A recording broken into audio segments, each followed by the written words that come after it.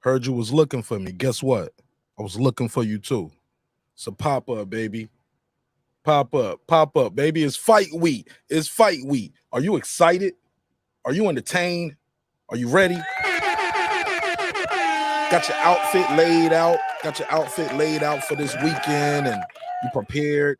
But my question for today's pop-up, which fight are you most excited about? Yeah, we're going to talk about all that and more. This should be fun. Are you excited more about Kambosos Haney? It's a rematch. Dirrell versus Caleb Plant. He's been wanting this fight for a minute. You also have Wilder Helenius. Got an all-female card as well. Clarissa Shields, Savannah Marshall, Michaela Mir, Baumgardner. I'm really excited about this one, dog. I ain't even going to hold you. Or the other choice I have for you, simply put, Marq Nash, I don't care about none of this. All I want to see is Spence versus Crawford. So we'll talk about all of that and more.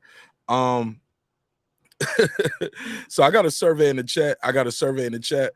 Which fight are you most excited about?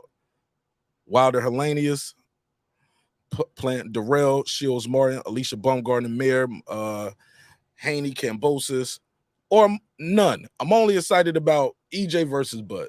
So that's the survey in the chat. We're gonna have a good time with this one. Be in and out. Of course, you know we'll be back later on tonight with our flagship show, so that should be entertaining. Let me run the intro. Let me blast this out. Let people know where we at, what we doing, because y'all ain't used to seeing me at this time of day on Monday, right? But I just looked at my wrist. I got time today. All right, let's do it. Give me 5 minutes. 5 minutes. Drop your area code if this is your first time here. And I'm going to drop the link so you guys can join the panel, open the phone lines up. You know how we do. It's your man, Marq Nash, another great episode of Breaking Beats.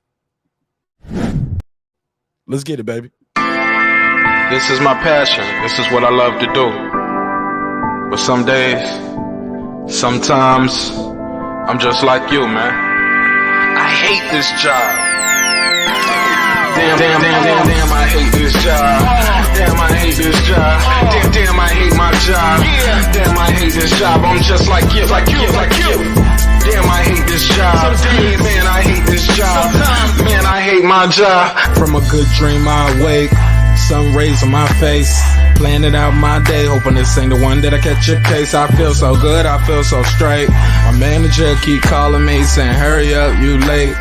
Hurry up, you lay off. Y'all, man, I hate this job. Man, I hate this job. Been trying to play it cool, but it's hard to play it off. I've been hanging on to this bullshit, cause my car still ain't paid off. I know I'm on my way up. My boy just got laid off, so y'all, man, I hate this job. Man, I hate this job. These hooks is so ratchet. These hooks is so sneaky. Y'all don't even really pay enough for y'all to only pay bi-weekly. I'm trying to double up my cash. Take this job, shove it up your ass. Yo, man, I hate this job. Sometimes I wanna say, walk in and slap my boss. This shit is getting hard. Damn, I hate this job. Gotta make it out of this struggle, bruh. And I don't really mean to take it out on you. You just a customer, but damn, I hate this job.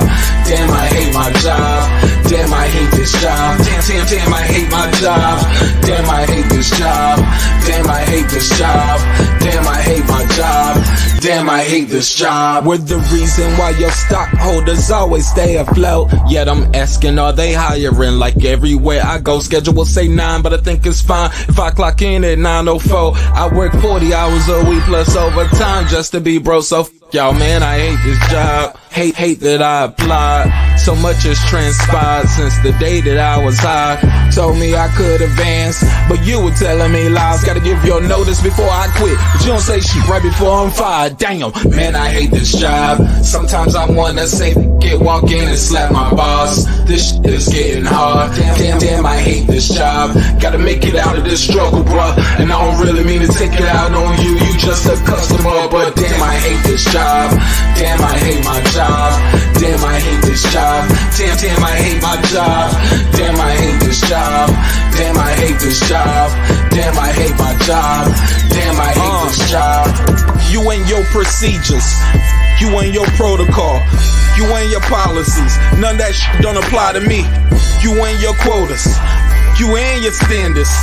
You and your 2 sick days a year. Y'all niggas bananas. Wonder why the postman's posted with hammers. Going postal with Popo on camera. His wage got him enraged. Stressed out, it's hard to maintain. He flips the middle, grabs his.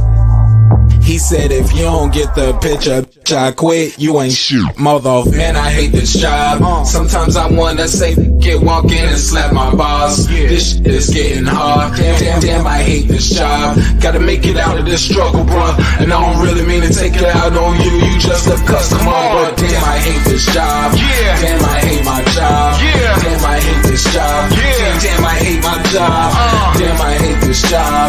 Damn, I hate this job. Damn, I hate my job. Damn, I hate this job. Look, man, I hate this job. I put my pants on one leg at a time, just like you. I'm out here trying to take care of my family. Damn, I hate this job. It's not always glamorous, for real, but I do what I gotta do for me and mine, you know? Damn, I hate this job. Damn, I hate my job. Damn, I hate this job. Damn, I hate my job. Damn, I hate this job. Damn, I hate this job. Damn, I hate my job. Damn, I hate this job. Damn, I hate this job. Damn, I hate this job. Damn, I hate my job. Damn, I hate this job. I'm just like you, nigga. Damn, I hate this job. Man, I hate this job. Man, I hate my job.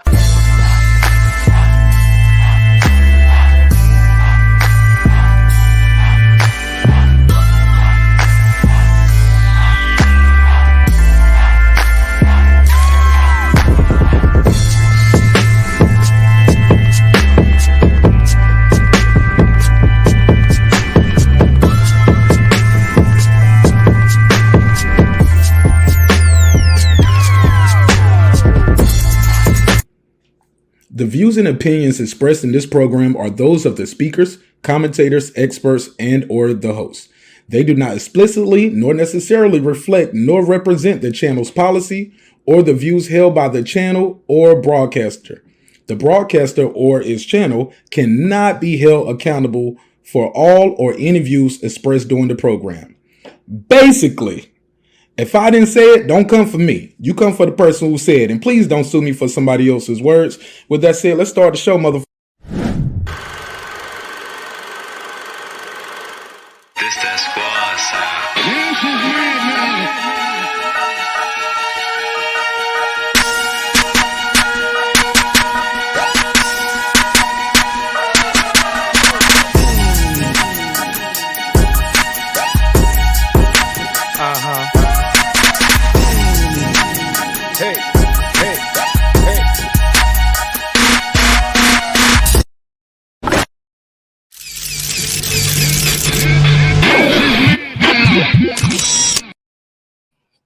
What up? What up? What up? What up? What up? What up? What up? What up? What up? What up?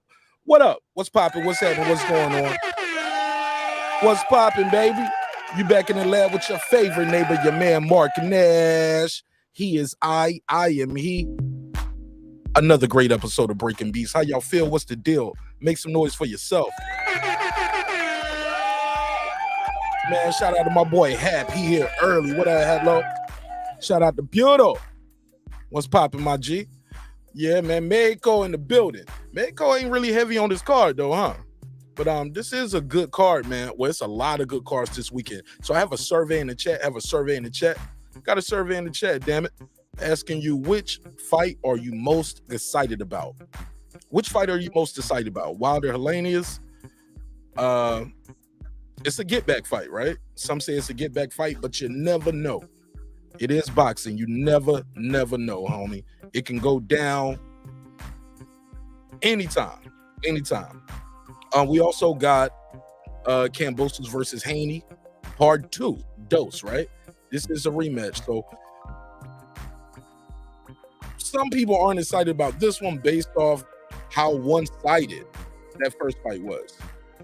But we'll talk about it. You already know we're going to talk about these fights all week. Hey, look, since I'm thinking about dedicating a day per episode, right? A day per week to these 5 fights. Or we'll be talking about them, mixing it up all week. So we got 1, 2, 3, 4, 5. We got 5 fights, man. We got 5 days this week. We can talk about 1 fight a week. I mean, 1 fight per day. But I already know some people gonna be like, man, well, I missed yesterday's show. I got to talk about it now. We got Caleb Plant versus Anthony Dirrell. How y'all see this one going? Wilder versus Helenius, of course, get back fight.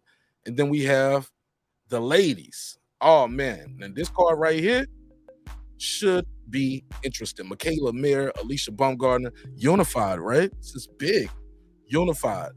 This shit right here could have been a lead card by itself.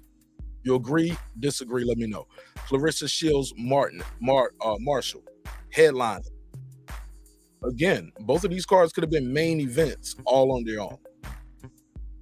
But I'm glad they putting it all together. So we'll talk about it. I got the link out there if anybody want to join the conversation. Give me your opinion. Also, got some other boxing news we can get into. Oh, and the last choice, of course, because some of y'all don't care about none of this. All y'all care about is EJ versus Bud. So we have those choices in the survey. So I want to know what you guys think about that. Yeah, just doing a quick pop-up live. I'm going to tell y'all like this, and I'm going to keep it a buck. Let me see. Hold on. Oh, shit, we got some choices already in the survey. Let me see what they're talking about. Who's taking the lead? All right, so far, Wilder Helenius is taking the lead. Kambosos versus Haney. Wow, that's a shocker for number 2. You guys are saying, you guys are excited about that one? Y'all seen that fight before. Like, a lot of these other fights we never seen before, but all right. However you wanted to go. There's no right or wrong answers, right? Definitely no right or wrong answers. It's all about you, your opinion, and what you feel.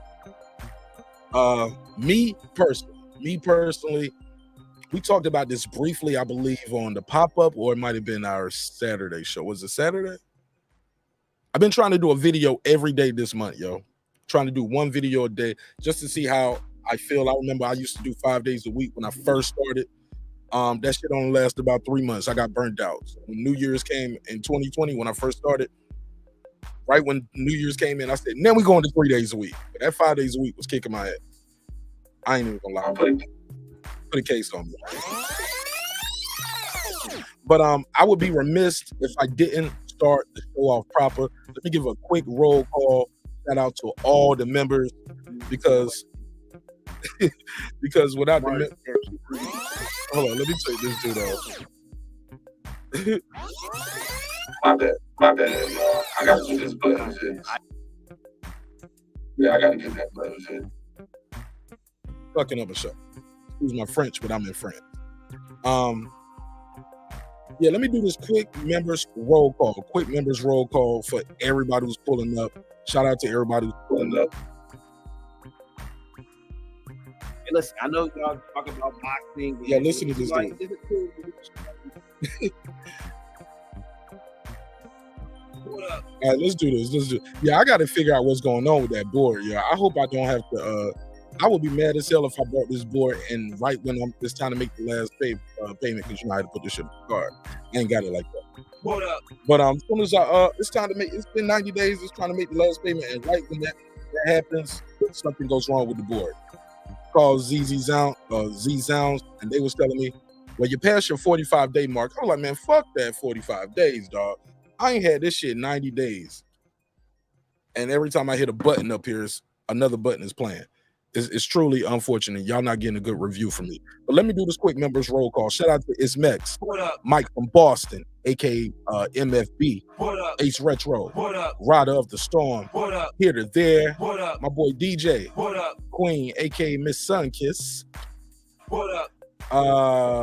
Godbody News, Tony Boswell, Pittsburgh T, Taylor Bell, Maddie Yoel, C. Jones 0224, Cliff Bailey, Con Shonery, Lisa Bells, that guy Clips 330, Cooking with the Champ, on the mic with Terrence Bailey Sr., New Media Today, USA Boxing, HLD, my G, Cooking with Sir Sr., Brandon Washington, Born Supreme, Karma Serene, Dub Right Side, Tank the Sweet Science Examiner, Kiddo, D Bevel the Champ, Rob G Films, and of course my good brother Derek Lincoln, the big fish himself. What up, gangsta? All right, let me see. All right, so I got Puro here. Puro, talk to me. How you feel? What's the deal? What up, Mark? What time is it? Talk to me, man. How you feel about these fights? Which fight are you the most excited for? Good morning, Mark. Good morning. Good afternoon. Good afternoon for you. Yeah, that's what I was saying. What time is it, right quick? Yeah, it's 2:00 for us. All right, cool. Yeah. I'm most excited. Well, I'm most intrigued for is Haney Kambosos. Okay. Yeah. It's kind of a tie, actually. Deontay and Helenius as well. Those are the two I'm most looking forward to. Break it down. Tell me why. I'm curious to see if Kambosos can make any adjustments in this fight, and if he does, what adjustments Haney can do to counteract those adjustments. And in the Deontay Wilder and Helenius, I want to see if Wilder can still take a shot. How you see him going? Or is it too early for a prediction? Nah, well, that's for the Wilder one. In my opinion, if he can still take a shot, I see easy work early, maybe like a 4th round knockout, something like that. Devin and Kambosos, I see probably another decision, probably the same way as the first one happened. But if we can make some adjustments, it could end up being a good fight. The only thing, here's the thing for me, right here. We could take it from the top with this one. I don't know. What do you think Kambosos can do differently? Because his problem was the jab. It wasn't the body shots. It wasn't, okay, my gas tank, or it wasn't the cuts. It was the jab. He couldn't get past the jab, dog. That you're spot on the money, Tank. I'm Tank. I am a Tank. Big dog stats. Big dog stats. I'm Big Mark. I've been calling people different names all day, man. Like, shit. Anyway, we all look alike. No, like literally, my daughter. I've been calling her my dog's name for some reason. I don't know why. Man, you fucking up. But I've done that. I'm telling you, bro. I would call my dog. I would call my dog my daughter's name, and I would call my daughter Butter. My dog name is Butter. And I'd be like, Butter. And she'd be like, don't be calling. My wife be like, don't call her the dog's name. I'm like, they both fucking up right now. Yeah, my sister does the same thing. It's like, that's not Maddie. I'm like, my bad. It's because I call my daughter as a nickname Mookie, and my dog's name is Maddie. So I be getting mixed up for some reason. I don't know why. Oh yeah, that's totally. Yeah.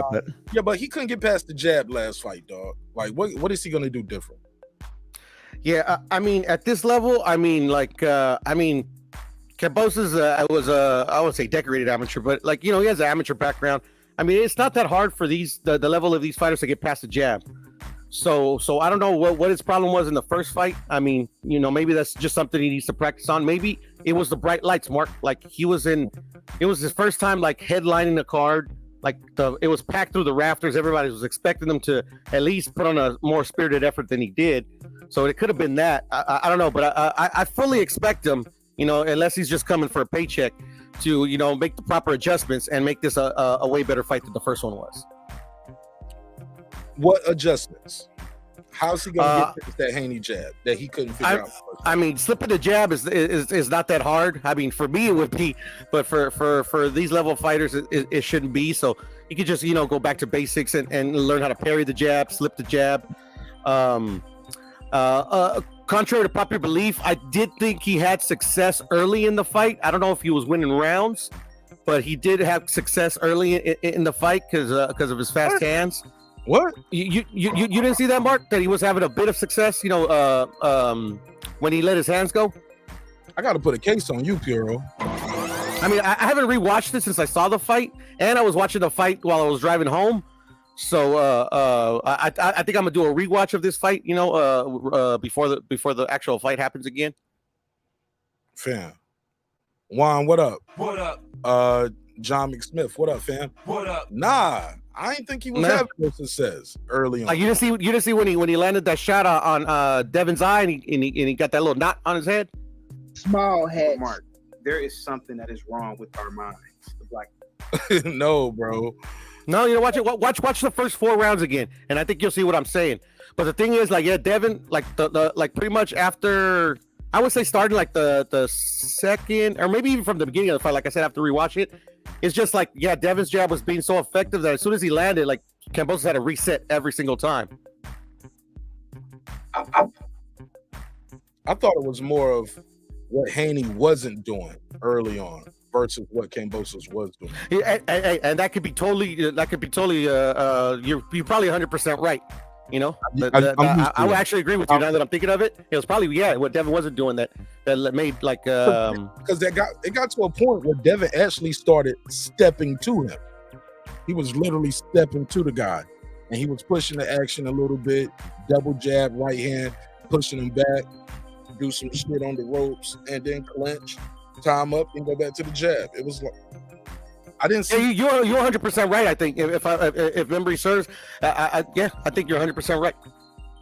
Yeah, because at first I thought he was Devin was taking his time trying to figure the guy out, and somebody in the corner, his dad or somebody said, step to him, push him back, stop waiting, you're waiting, push him back, double the jab, push him back, work the body, right hand over the top. I hear you, and I think maybe that's one of the keys that Kambosos can make. Maybe if Devin kind of slows down or whatever, that's when Kambosos needs to start turning the heat up. If you get what I'm saying, but I agree with you actually. Yeah. You don't gotta agree with me because I'm the host, dog. No. You're like I said, I've only seen the fight once. Like literally, my wife was holding the phone in front of my face while I was driving. And I was pissed because I wasn't sitting down watching this fight. For sure. So the other fight on the docket you said you was the most excited about was Wilder versus Helenius. Tell me why, and how do you see this fight going? I just want to see because like he took a bit of an ass whooping against Fury in the third fight. After the fourth round. After the fourth round, hell yeah. Did he take an ass whooping? I thought he put him in the dirt. He did that too. But you know what I'm saying? Those type in my experience, those type of ass whoopings, man, they take something from you, or maybe they make you gun shy or something, But so I'm curious to see, if there's any after effects from that third fight.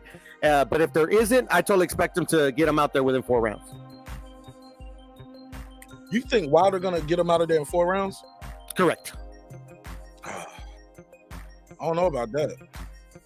I mean, if Gerald Washington could like literally knock out Helenius, I mean, Deontay Wilder should be no problem. I think Helenius is better since then. I'm gonna keep it a buck. I haven't seen Helenius's. I mean, I think I've seen the highlights, but I haven't seen Helenius's recent fights. Nah. Oh, when he went up there to New York, it was Babyface. Yeah, I missed the Kwanaki fight. This Kwanaki, right? Yeah. Yeah. I missed it, but I saw the highlights, and he did his thing. Highlights don't do it justice. Highlights never do it justice, bro. Highlights don't do it justice because now, granted, this guy's on a win streak. Wilder's on a losing streak. That gotta do something to your confidence. Maybe he learned something. Maybe, hey, look, we never. Now I get it. Some people are saying, hey, look, Marq Nash, you tripping. This is a get back fight. The King is back. The King is back, Marq Nash. Shit, I don't know, homie. I gotta put a case on it. I gotta see what he got left in the tank. He's had some surgeries. He got knocked out twice in his last fight. That shit man, that stuff messes with your psyche, dog.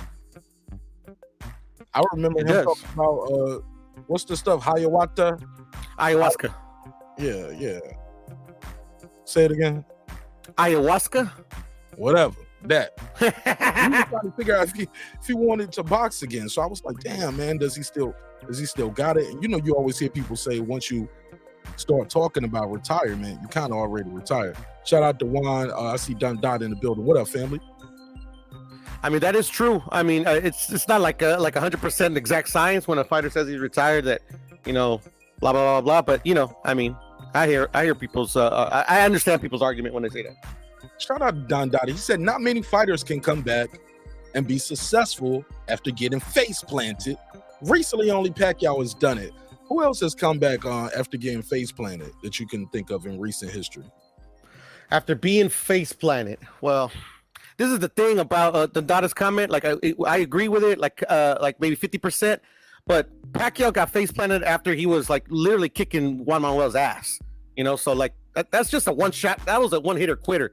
Like this was a sustained ass kicking until he finally got his ass face planted.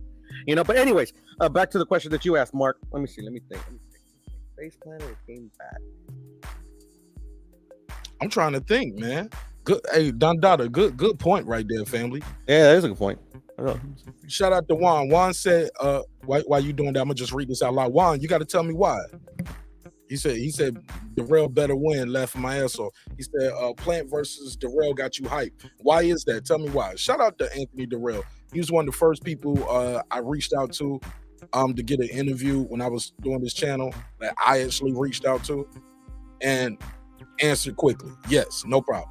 And I'm like, damn. And he's telling me yes, but we get guys like what's my boy Canelo put in the dirt. And he recently lost again. Damn. Having a brain fart. And Wolf Trainer. Damn. James Kirkland. James Kirkland turned me down. I was like, damn, James Kirkland, I can't get an interview with you? Oh, man, I got to step my game up. I got to step my game up. I can't be getting turned down from James Kirkland. Now, I get it, though. He probably thought, like, man, you only want to talk to me because Canelo knocked me up. But I like James Kirkland. But he did get put in the dirt. But I respect him. I like him. And I wanted to do an interview with him talking about his journey. I thought he had a very unique story and journey, you know, especially being trained by a woman as well, you know? Yeah, that was very interesting for me, too. I kept an eye on him because when I found that out. Yeah, man, I always wanted to talk to him and interview him about that. He turned me down, though. But I still wish him good luck. He actually typed back a long enough message. It was like 5 pages. I was like, shit, this a text interview right here. Talked about his journey. Like he just typed it, but I guess he didn't want to be on camera. He was talking about training for a fight, trying to get back. And I was like, oh no. No. Not what weight. You get what I'm saying? I just know some killers at 168, 175, and I didn't want to see him get hurt like that. I thought it was a wrap, but sure enough, though, he's still trying to fight, and I wish him nothing but the best. I promise I do. Hadlow said Duran did. There you go. That's a good one. Yep. Hap's on the money. Let me see. Who face planted him and who he come back against? Tommy Hearns, and he ended up beating the guy that beat Tommy Hearns. What's his name? The Blade. Iran Bark. Oh shit. He did beat Mark. Oh shit. Duran was a monster, man. 103 wins, 16 losses, 70 KOs, only 4 losses by KO. Damn, man, this most beast. Let me see. Where was he at with Barkley? What would you rank Barkley, though? Iran Barkley. I mean, where would I rank him? I mean, not super high. I liked Iran Barkley. He was really good. Shit, I don't know. I never thought of it. Modern day great? Is he an all-time great? What would you? Nah, I would have put him up there with the greats. I would just say, you know, like one of the really good fighters in history. You know, I would have put. Yeah, I mean, like, I think his biggest win is Tommy Hearns, to be honest. Possibly, dog. I really think that's his biggest one as well. Probably get Troy up here one day. Troy's a huge Iran Barkley fan. I mean, James Toney, I think, beat him as well. I think he's one of those fighters that, like, you know, he has like a signature win, but then when he faced like other top competition, he just didn't have enough. Yeah, I remember. I like Iran Barkley. But that's why I was asking, like, where do you rank him at? Because some people would say, you know, that about Duran's win. You know how these modern day fans are. Yeah, and the only reason it's I never thought about ranking him is that I was probably either I was very, very small or I wasn't alive when he was like in his heyday. So it's kind of hard for me to rank those type of fighters. Really? That's because for me, I have to watch him. I have to be like old enough to remember watching him. You get what I'm saying? That's the honest assessment. Most guys, I hear some of these guys talk about Sugar Ray Robinson and Ali like they was at the venue, and I'm like, bruh, get off the gas, homie. Like get off the gas. You're just saying that, but you didn't even watch. You haven't even watched their fights that's available on YouTube half the time. You know. Yeah, more than likely. I have a buddy that he thinks like all these current fighters are shit, and he only talks about those bad fighters, and the guy's only 30. But that's my homie. I ain't trying to like diss him or anything, but you know, I was like, yeah, that's kind of hard for you to make that assessment, but that's just me. He's 30 years old. Hey, look, and they can't be a great to him unless they was fighting in black and white. Yeah. You know? He always brings up like Harry Greb and like Burley, and I'm like, bro, you don't even see these motherfuckers fight, man. Come on now. Come on, fam. But that's okay though. I get it. Those legends. I get it too. Yeah, I get it. So you saying, hey, look, now everybody keeps telling me about this fight right here. They was like, Marq, he was a long time sparring partner for Wilder. I didn't know that. I thought he only trained with Wilder for the Fury fights. I didn't know he's been training with Wilder for, before that. Did you know that? I didn't, but I mean, I know that's come up in like, panels I've been on, chats that I've been on, but I didn't know that he was like a longtime partner. If Wilder cannot beat Fury, cannot beat Helenius, is it a wrap? Yeah, he'll probably retire. Yeah, that's why I think he chose his opponent. I actually think it's a perfect opponent. I think it's something that it'll tell him if he still has enough to to start stepping it up again. And it also it's a good enough opponent where it's not like man, he just picked a nobody. He's like you said, he's on a 2-fight win streak. I think it's a perfect opponent for Wilder just to see where to gauge where he's at. And you'll give Helenius a shot. You said if it go past 4 rounds, Helenius might win. What did you say exactly? No, I give him a shot just because we don't know, how Wilder's going to react when he takes a hard shot that stuns him. We don't know if he's going to flash back to Fury. We don't. It's just that's what intrigues me so much. It's like there's so many variables. There's so many I don't knows. Right. All right. I'm sure we'll talk about it more as this week go on. All right, let's. What was next? You said Plant or the ladies? What was next on your list? On my list, can you give me a second? I need to move this washer to the dryer real quick. I'll be right back. Yeah. Go ahead. Let me see what they're saying in the chat before I go to my assessment. Where we at? He said, "Wilder." I see you, Don Dada. Shout out, Don Dada. Pull up. Let me see. He got me rolling in the chat. Let me go back. He said, Durant and Pac all-time greats, though. Right, they're all-time greats, but it's also because who they beat, right? Who they beat when they beat them. Durant beat Sugar Ray Leonard, bro, when Sugar Ray was Sugar Ray. You get what I'm saying? Undefeated. That counts, right? Pacquiao beat some dudes, bro. He beat some he beat Hall of Famers. I'm gonna ask y'all that too. Do you have to beat a Hall of Famer to become a Hall of Famer? Like, does the torch have to get passed down? I always wonder how some fans thought about that, because I hear some people talk about it and it was like, nah, he can't be a Hall of Famer. Who's on the Hall of Fame on his resume? I'm like, shit, do you gotta be the Hall of Famer to become a Hall of Famer? I always wondered that.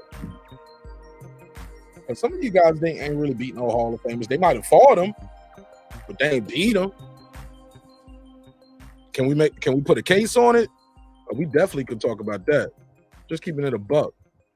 A lot of these guys didn't fight a plethora of what we thought was the best at the time. They would just fight. Was the best of the generation, the best of that era. They got some wins. They got some great wins, but how many Hall of Famers did some of these guys beat? If that's the goalpost that you're talking about, right? Because if you got to beat one to be one, shit. It's a lot of dudes out there, I think, in the Hall of Fame, and I don't know if they beat Hall of Famers. But that's a whole another conversation, man. That's a whole another conversation. Yeah. I'm looking at Facebook comments. The Facebook comment said, duh, Mike Tyson. Be the old Larry Holmes. All right. Shit, let me pull up Mike Tyson's resume. Trying to think, what Hall of Famers did Mike Tyson beat? Michael Spinks in the Hall of Fame? B. Spinks. Michael Spinks? I think Michael Spinks in the Boxing Hall of Fame, right? Let me see. Hall of Fame.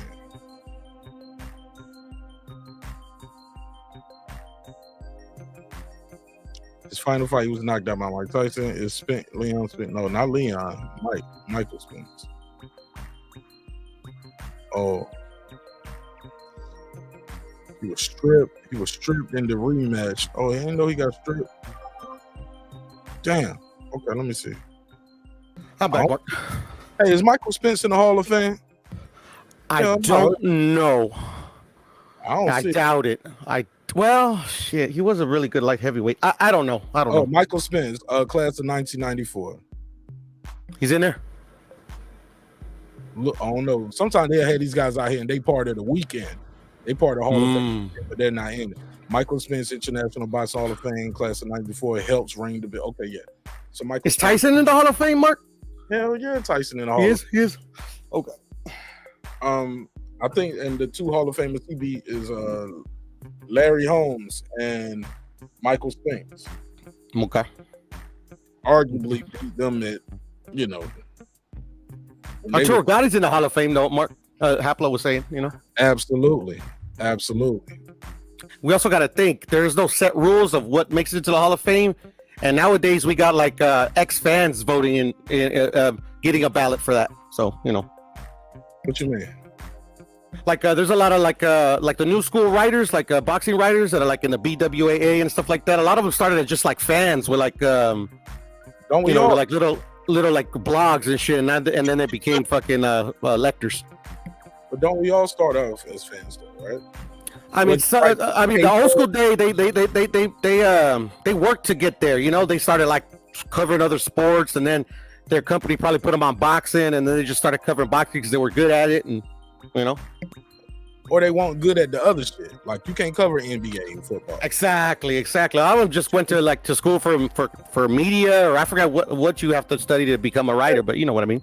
Journalism shit. Yeah, journalism. Yeah, there's like a lot of non-journalists that vote for the Hall of Fame. Right. You know, they're good with words, homie. Yeah, you're not good with TV and shit like that, so we just put you on the paper. Yes, sir.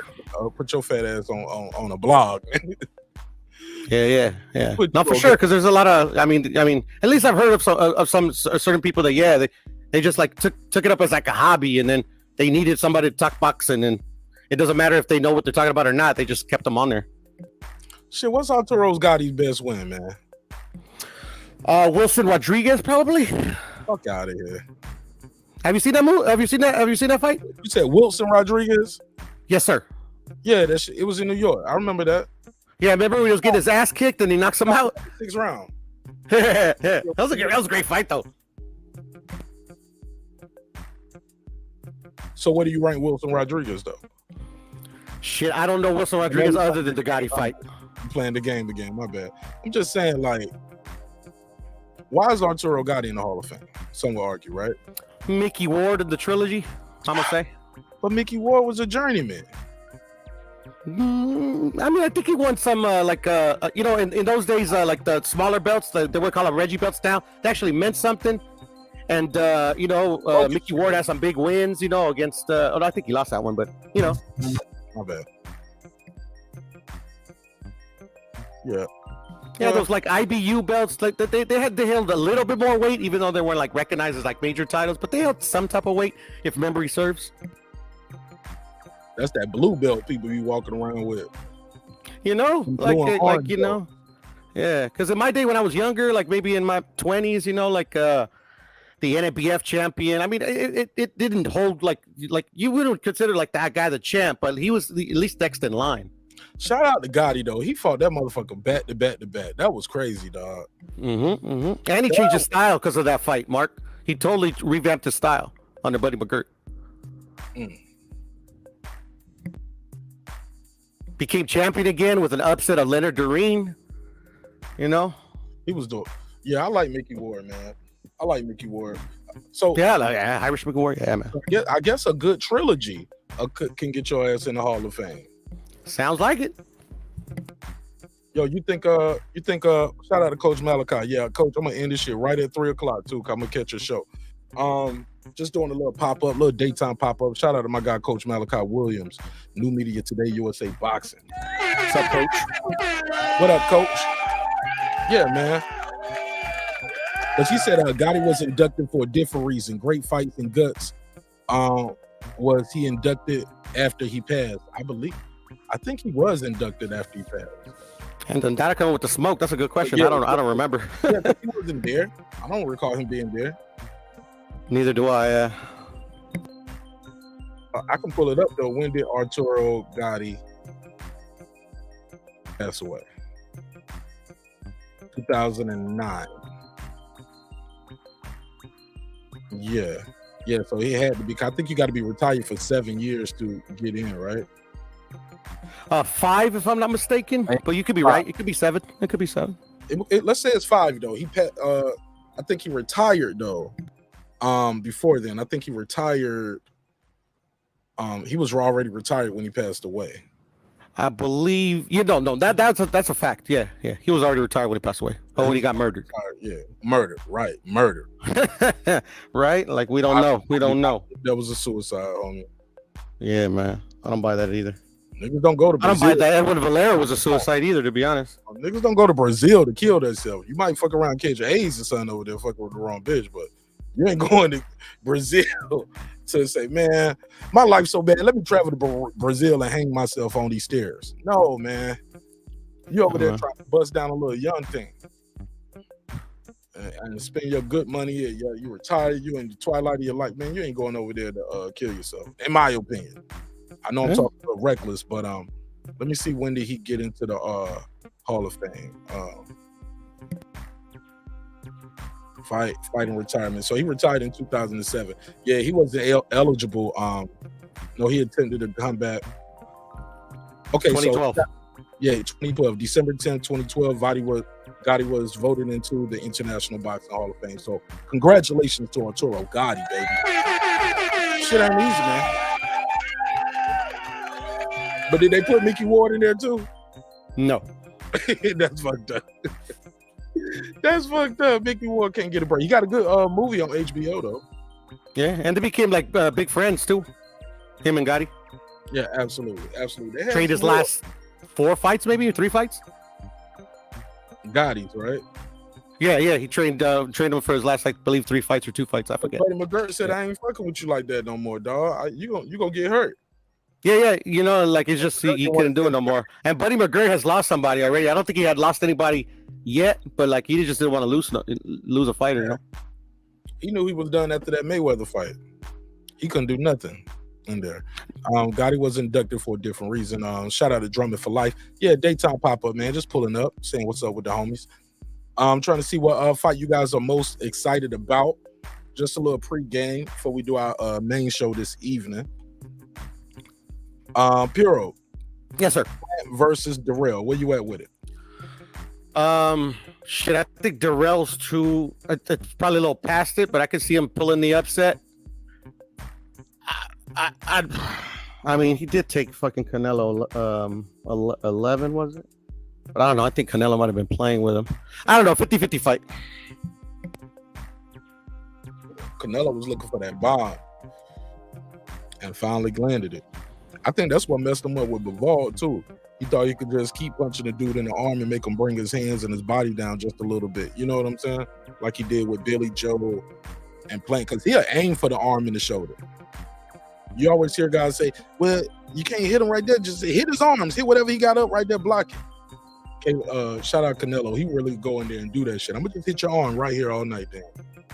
So you can't even hold that. You can't even hold that up to defend yourself, you know? I mean, I think that worked once. I don't think he did that in any other of his fights, but that's not here nor there. Really? You don't see that in the Billy Joe and the Plant fight? No, in the Billy Joe, he studied. That's what he did the early rounds for. He studied what he does, after when he attacks and how Plant attacks. So he just pretty much right. How he dipped down. Yeah, that's how he did with Billy Joe. The what's his name? Yeah, the most. Well, I would even call it similar. Well, maybe similar. He did right here in the Triple G fight. He was doing it. You didn't see that? Oh, hit him in the arms? Yeah, he did it in the second and this third one right here. Mainly in this third one. Maybe the third one I noticed it more because we did a rewatch of the Bivol fight. It was in front of my mind, but absolutely he was doing it in that Triple G3. And you know what? You could be right. Maybe he was trying to do that. I just sometimes what's it called? What do they call it? Like I don't know. I never want to be wrong, so maybe I kind of disregard that when people say it. I'll check it out, see if you're right. And Mark, I wanted to tell you too. When you put up the poll, it's all zeros. It doesn't show the results. Oh yeah, because I took my screenshot before they did that. I don't want to lead the witness and put it on the screen. Okay. Because you were showing us before I jumped on. You're like, look, see, it's interesting that this is like that. I'm like, it's all zeros, Mark. Yeah. Because I took my screenshot so people just to see what the poll is. Because the poll, you don't see the results, and you can't change your pick after you pick. So I don't want to show people what's in the lead because people will just go with what's ever in the lead sometimes. I hear you. Yeah, people are well, in regards to the Plant and Dirrell fight, I just think Plant's like lack of like good competition could hurt him against Dirrell, because Dirrell's fought Benavidez, Dirrell fought DeGale, if I'm not mistaken. He's got some good experience on him, and he hits like a ton of bricks, Dirrell, So that's why, like, I don't know who to pick in this fight. I mean, I wouldn't say I think Caleb Plant is a decent fighter. Don't get me wrong. That's why I think it's 50-50. But he is old. Dirrell is older. So I mean, if I had a gun in my head, I guess I would lead Plant. But 50-50 definitely. And you say you think Caleb Plant could probably pull it off because he was able to stay away from Canelo for so long, is what you're saying? Yeah. That's what I was thinking. So like, okay, because I don't rate Caleb high at all. I'm gonna keep it a buck. But then that's why I was talking to myself. Like, okay, he took Canelo 11, but then Canelo might have been playing with him. My bad.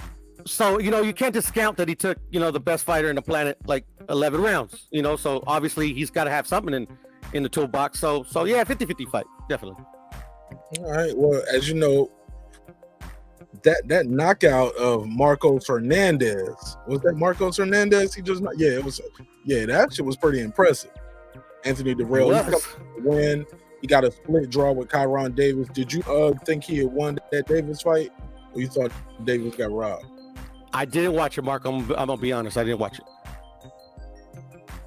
Yeah, it was a good card. I can't remember who undercard it was on. It was on somebody's undercard. It's a damn good fight. Oh, it might have been on. I never heard of Marcos, but damn, it was impressive. Yeah, that knockout was. Yeah, he wasn't supposed to win. Who was the lead on that card? Which card? Trying to remember who was on that card. Oh, it was David Benavidez. Was that David Benavidez last fight when he came back? I'm trying to remember who was on that. Who was on the card? Anthony Dirrell versus Kyron Davis. It was a split draw.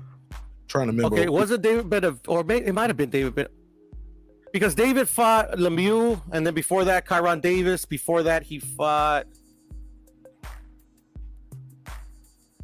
He fought before that. Oh no, it wasn't Dave. It wasn't his card because they fought on February 27th. And then Plant and Hernandez was under the Canelo Plant card. Absolutely, yeah. Okay, so I'm off right here, but that's neither here nor there. I don't know who's gonna win this fight, Caleb Plant, because Caleb Plant did Canelo break his eye socket? Was his orbital bone broke? That's what was reported. I don't know if it was his orbital bone, but I heard he did have a facial fracture. I know his eye looks different. If you look at Caleb Plant's eye, his eye looks different. You know how Errol Spence has that kind of like droopy eye now? I wouldn't say it's at the Errol Spence level, but I see it. I see something there. Let me pull it up. Let me see Caleb Plant. See if you can put like a before and after. Plant eye. But that was a rumor, as far as I know. I don't remember it being majorly reported, unless they try to sweep it under the rug or something. But I just heard like, yeah, he might have had something. Let me see, Caleb Plant. Kind of makes sense because he's like hasn't fought since the Canelo fight, so it kind of makes sense. Shit, no, he got $10 million for that fight. That's what made sense. He needs time to heal though too. That makes sense as well. 10 million. I need a whole bunch of time to heal. I don't even know if I still want to fight after 10 million. So that's if that's true, then Mark, then Dirrell's gonna beat the ever living shit out of him, bro. Because to me, that just shows he don't want it. Or he want it and he got it. Look, you get into this game to become. You start off saying, "Hey, look, I want to box." Then you say, "Hey, look, I want to win Golden Gloves. I want to win the a state tournament, a nationals. You want to win a gold medal. Then once you become pro, what do you want to become first, Puro? What do you want to do? You want to get a Champion. shot at that title, man. You want to be a champion. And once you become a champion, what's the next goal? To become an all-time great? Fuck out of here. Man, you want to get paid. Oh, to make money? Well it's because I assume that once you become champion, you get paid. First time becoming a champion, you might not even get all the big money like that. That's true, depending on where you fight. That's true. Now you want to get paid. And what can happen is you can go Andy Ruiz with the flow. You can, but you can go Canelo you can go Canelo and keep trying to do your thing. Or Floyd Mayweather, he had tons of money. He kept trying to do his thing. Or Sugar Ray Leonard, motherfucker came out with money out of the Olympics, but he wanted to do his thing. I ain't lying. I mean, you ain't lying, Puro. I ain't saying you lying, but those are different guys. Those guys that is true. Great. Like you got a guy like Mayweather who went to, who won damn near everything when he was a kid, and wants to go to the Olympics. He came short. Really got robbed. We all know that. Got robbed. Like these guys are different. Sugar Ray Leonard, even Canelo, like a guy who goes pro at what, like 14, 15 years old. Mm-hmm.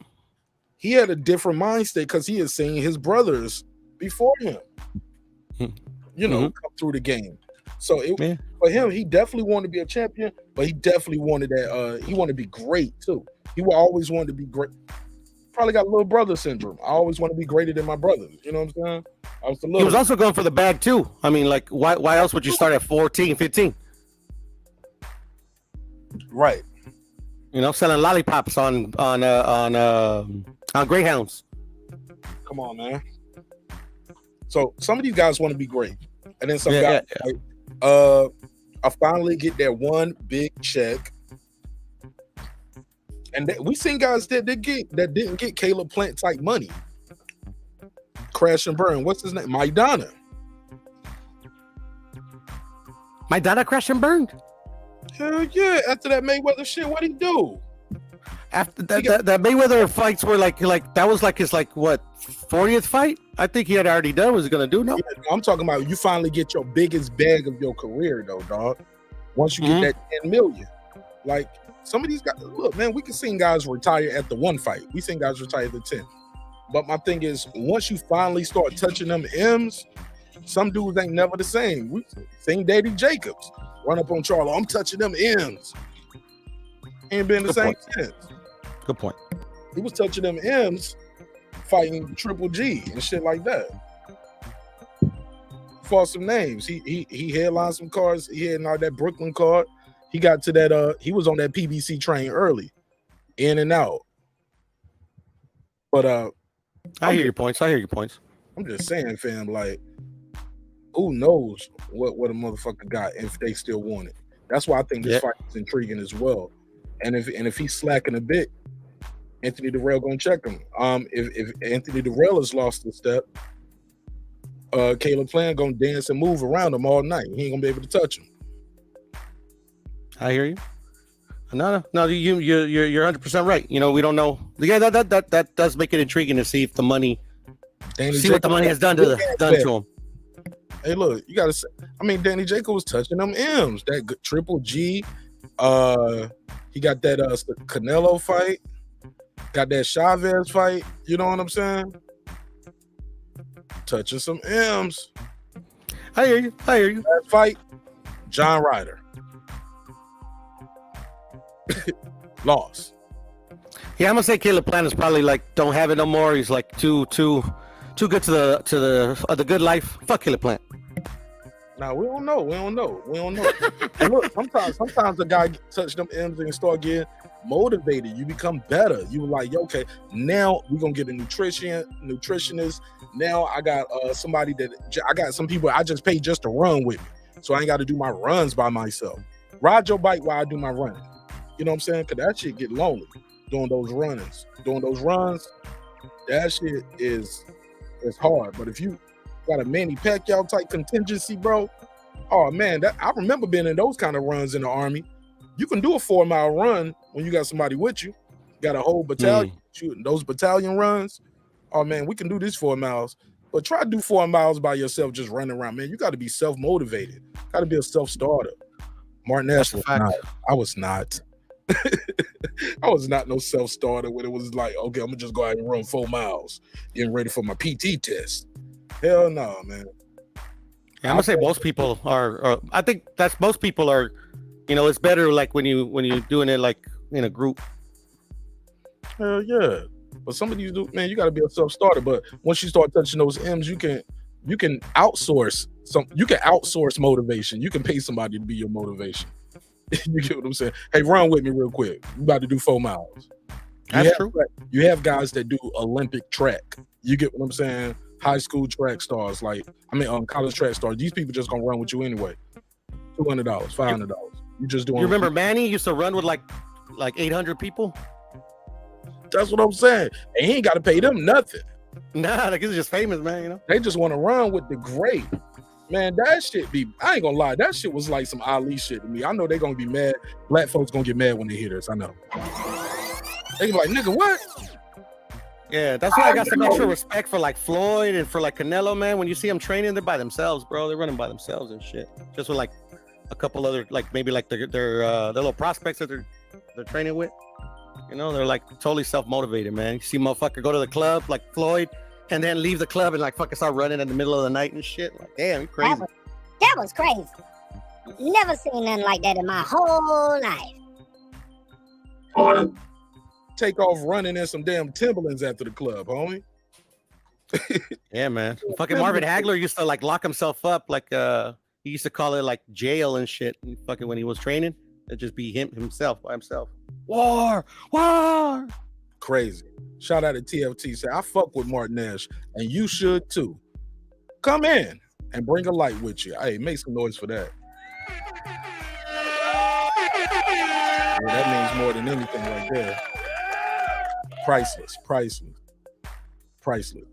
All right, so winding it down, the hour. Then we get to the ladies, right?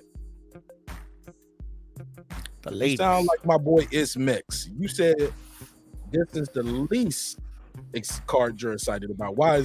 Because they women? You don't like women? You don't like women? You don't like your wife? You don't like your baby? You don't like daughters? Like, what is wrong with you? Shit, I have one daughter. I hope she boxes one day too. No.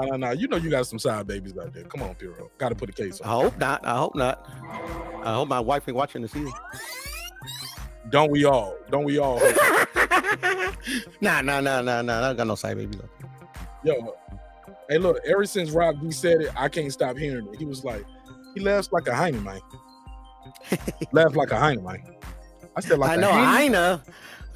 What? A bitch? Come on, man. Get out of here. I thought he was talking about Devin Haney or Bill Haney, or I thought he was talking about you laugh like a black person.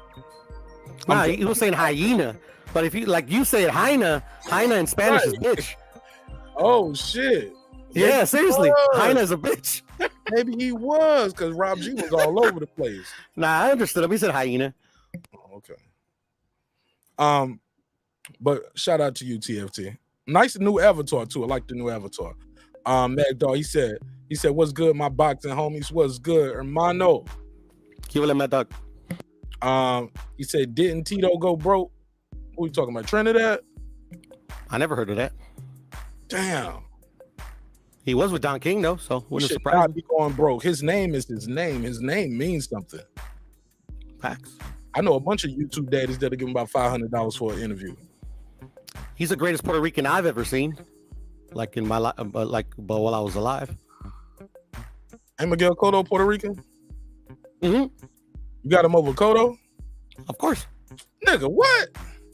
Of course. Hell. Cotto lost his big fights. Tito didn't.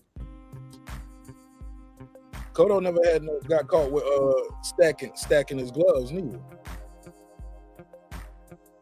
You know what stacking is, right? Uh-huh. Tape gauze. Hey, yeah, who caught him? You only can do one pass. Tito who caught him? Brother Nassim. Exactly. And then Shane beat his ass.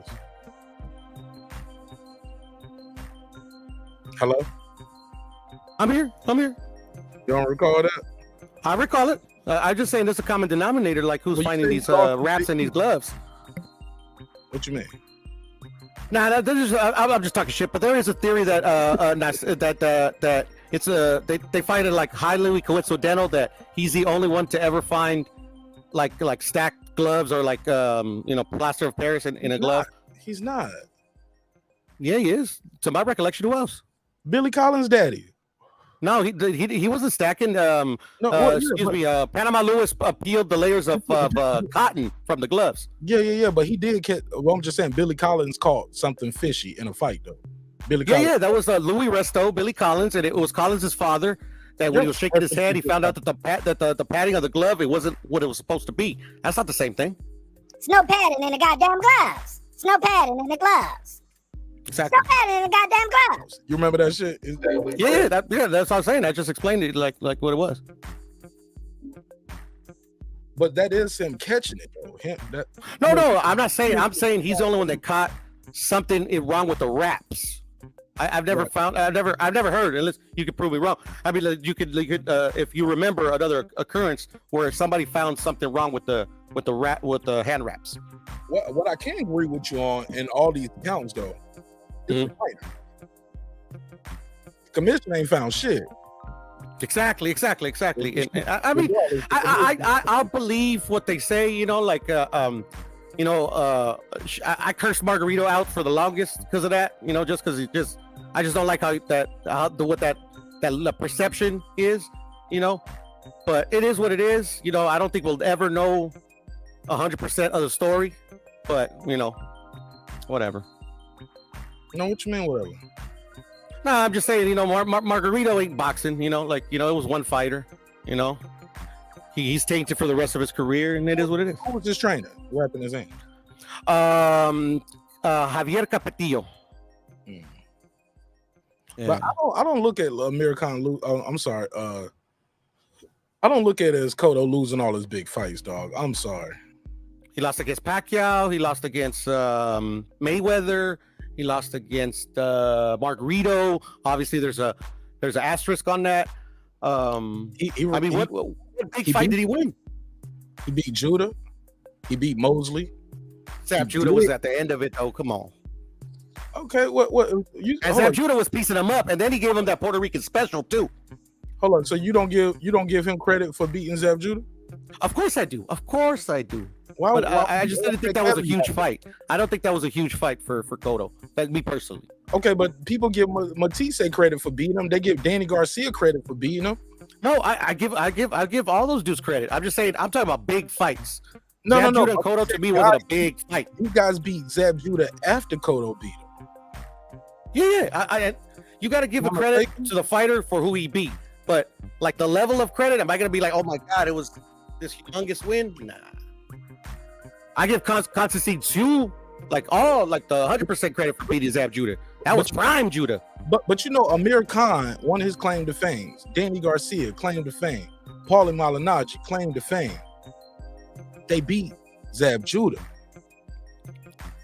And all those fighters are probably not going into the Hall of Fame. Before them, you said all them fighters what? Probably ain't going to the Hall of Fame. Oh damn. Dirrell. No. My nigga Dirrell talking that big shit. He said small. Like I don't like to take away nothing from the fighters. Like I credit all those fighters for those wins, especially Cotto. I give Cotto a tons of credit for beating Paulie Malignaggi because I believe he was undefeated. And then Paulie Malignaggi, I give him tons of credit, especially with the lack of power that he actually was pretty game in the fight against Cotto. I remember watching that. I remember watching it live. Yeah. I just got to give him credit. I just think Cotto... No, give him credit. No, for sure, man. I might be full of shit. You never know. I don't know. Didn't Tito lose to Oscar? Didn't he lose a big fight to Mosley? Did Tito lose to Mosley? Yeah, that was the night the raps got caught. It was in New York. They fought in New York. Mosley beat Tito Trinidad? Yeah. Can you look that up, please? Because I don't remember that. No, I'm sorry. Bernard beat him. Bernard beat him. Yeah. And that was the night he beat that. Yeah, that's where you confused me. Because you put in Shane. You were thinking Shane Margarito. Yeah, I'm thinking about the same. Yeah, I'm thinking Shane Margarito, and I'm thinking the same trainer. Yeah, and they were the same trainer. It's just where they caught the raps was against Tito. Yes, and Bernard. And it's not. And to be fair, what Tito was doing is not illegal in every state. It was just illegal in New York. And you know, the only like real big criticism I give Tito was his low blows, man. His low blows. What about him? He was an expert at like when shit wasn't going his way, he'll hit you a nut shot. Boom. Sap all your energy out. Turns the fight. Sound like the boy Big Chris. Yeah, I mean, that's a conspiracy theory, and Cotto did it as well against Judah, to be honest, because Judah was fucking him up too a little bit, if I can recall correctly. But you know, it is what it is, bro. I mean, you do what you can in there. If the ref didn't see it, he didn't see it. Hold on, say that again. No, it happened. You did it. If you ain't cheating, you ain't trying. Now, my buddy says it all the time. I just thought it was like it applies right here. Where you rank Fernando Vargas? See, I mean, Fernando was my dude at one point, man. Fernando was my dude. Motherfuckers, man. I love Vargas, dog. I love Trent. Like, this is my era, dog. Like, I grew up on these dudes, like 90s boxing. Yeah, me too. Oh my God, man. I grew up on these dudes, man. Even the guys that people said was bums. Like, I'm like, man, love these dudes, man.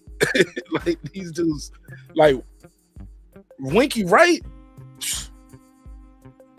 Winky was the truth, man. Trinidad lost that fight. It was a big fight. Fernando Vargas beat Winky Wright too. Huh? Yeah. Fernando Vargas, he beat Winky Wright. Lost to him though. And Tito lost to him, yeah. What I didn't like about Tito, man, I should do a whole Tito Trinidad episode, man. I would have to have somebody up here Puerto Rican though. I probably have to have HOD up here to ride for him. But he did lose those big fights. He lost to Bernard Hopkins. He lost to Winky Wright. He lost that Roy Jones. Those were the three of the biggest fights. But some will argue that was at the end of his career. But man, once that rap shit happened with Hopkins, he was beatable. It's a man. We got to do this episode too. I read this article, and I literally read an article, y'all. It wasn't no YouTube daddy shit, but I read an article, and in the whole article they was talking about how Jones started looking beatable after the Balco scandal. The Balco scandal made Roy Jones, quote unquote, look beatable. After that, he started getting his ass kicked. He went from Superman.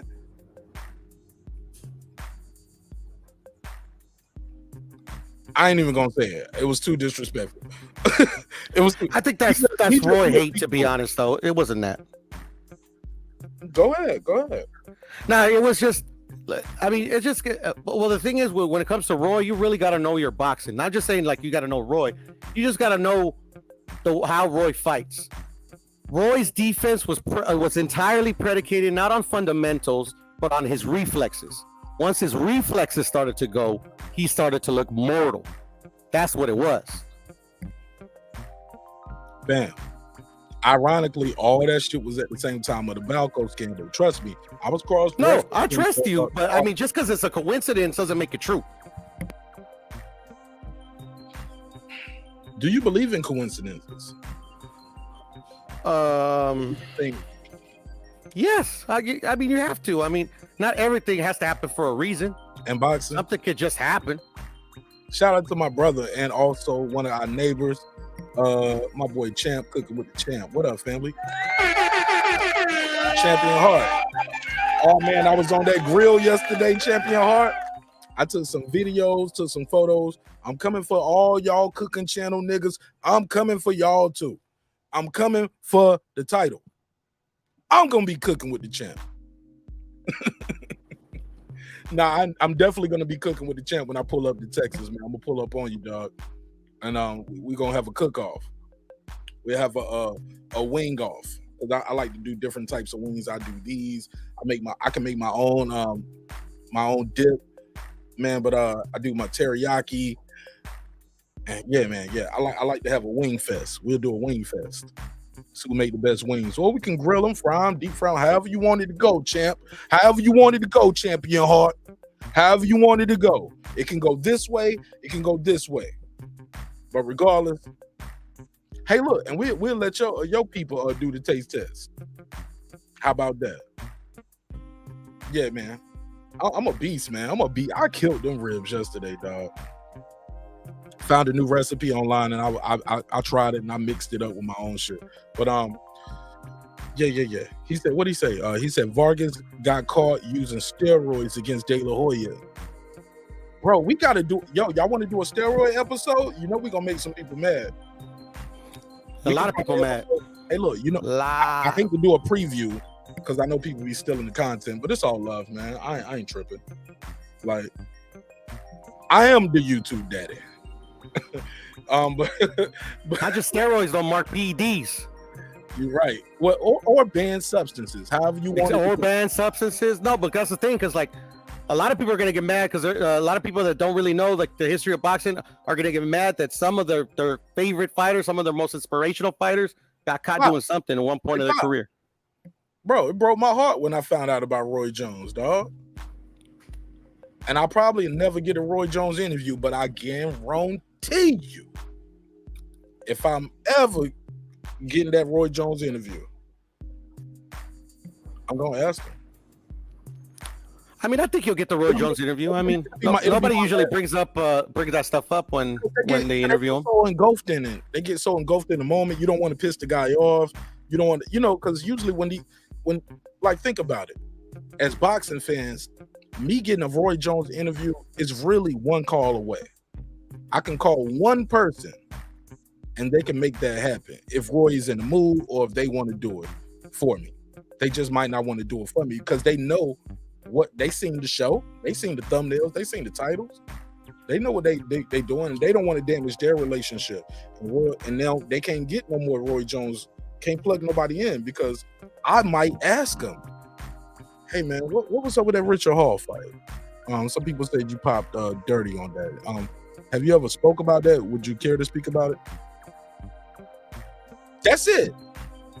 At least I did my part as the journalist, or as somebody, as the man of the people. But you got to be the people, or you're gonna be of the industry. You can be of the industry, and you can just be like, man, how much that chain costs, man? So what you doing all that money, man? You made all that money, dog. You know what I'm saying? You can be that guy, or you can be somebody, hey man, we're gonna have a good conversation, but I gotta ask you these tough questions. I know they're uncomfortable, you might not like them. Now, some people like to ask those questions right away to get it out the way, but that can fuck up the whole tone of the whole interview. You know what I'm saying? I hear you.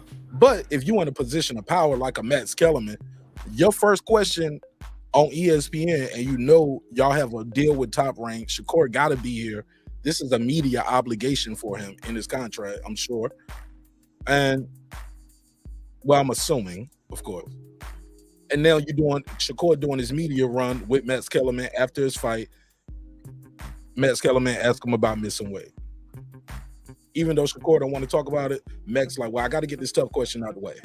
Sometimes you might have to submit your questions before, but I'll submit my questions, homie. And if you don't want to answer, shit, just say next question. You know what it is.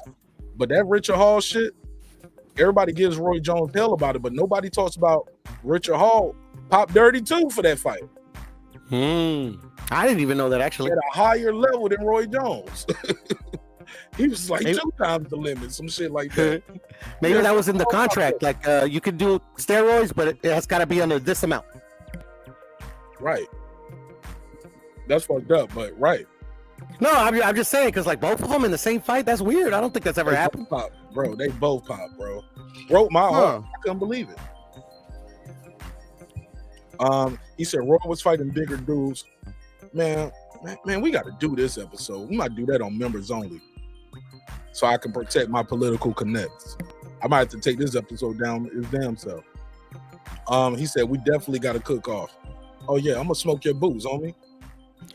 Yeah, we gotta have one of these steroid ones, bro, or PDs, or whatever you want to call it. Yeah, it's gonna get heated though. Then Sweet Pea Pop. I don't remember. Oh, it hurts. Oh man, it's a whole list out there. Yeah, nah, there is. Yeah. I mean, we got to talk about how Victor Conte gets to operate in boxing without impunity, bro. Without nobody even talks about Victor Conte. Why is he allowed in boxing? Because boxing is one of the most corrupted sports in the history of sports, probably. They said Sweet Pea fails a drug test, 1998, March 5th. Damn. He was about to fight, putting his Ike Corte fight in jeopardy. And we got to play devil's advocate too on some of these, man, because some of them you could just tell that something don't smell right. What you mean? Like it's just like you like. I mean, to me, like I couldn't tell you of every single case. I think I touched on this last time, Mark. Like I can touch on every single case of a fighter popping, but why do they only pop once and then never pop again? I mean, shouldn't they? If they're cheaters, shouldn't they like have a history of cheating? We might have a history of cheating, but just not with that girl. Huh? Hello? Am I talking to a real nigga in the chat? Somebody watching? Hello? Yeah, I might have got caught cheating with her, but that don't mean I'm cheating on you. Or you learn from your mistakes. People become better cheaters. And then we trust Vada so much, and Victor Conte like literally he was part of the team that helped create the test that they test with. I mean, this is fishy to me, bro. Yeah, it's called a cycle. He said they fucked up the cycle because you're still dealing with medicine. You're dealing with people who are not chemists. You're like a Victor Conte. The thing about Victor Conte is this. Talk to me. I think by trade, he's a chemist, if I'm not mistaken, right? Let me look him up. Because I heard he was a jazz musician, to be honest. He probably could play, but shit. The honorable Minister Louis Farrakhan can play a flute or a clarinet or something, I think, too. A violin. He's a violinist. That don't mean he can't speak to a crowd and motivate people. That don't mean you ain't good at what you do.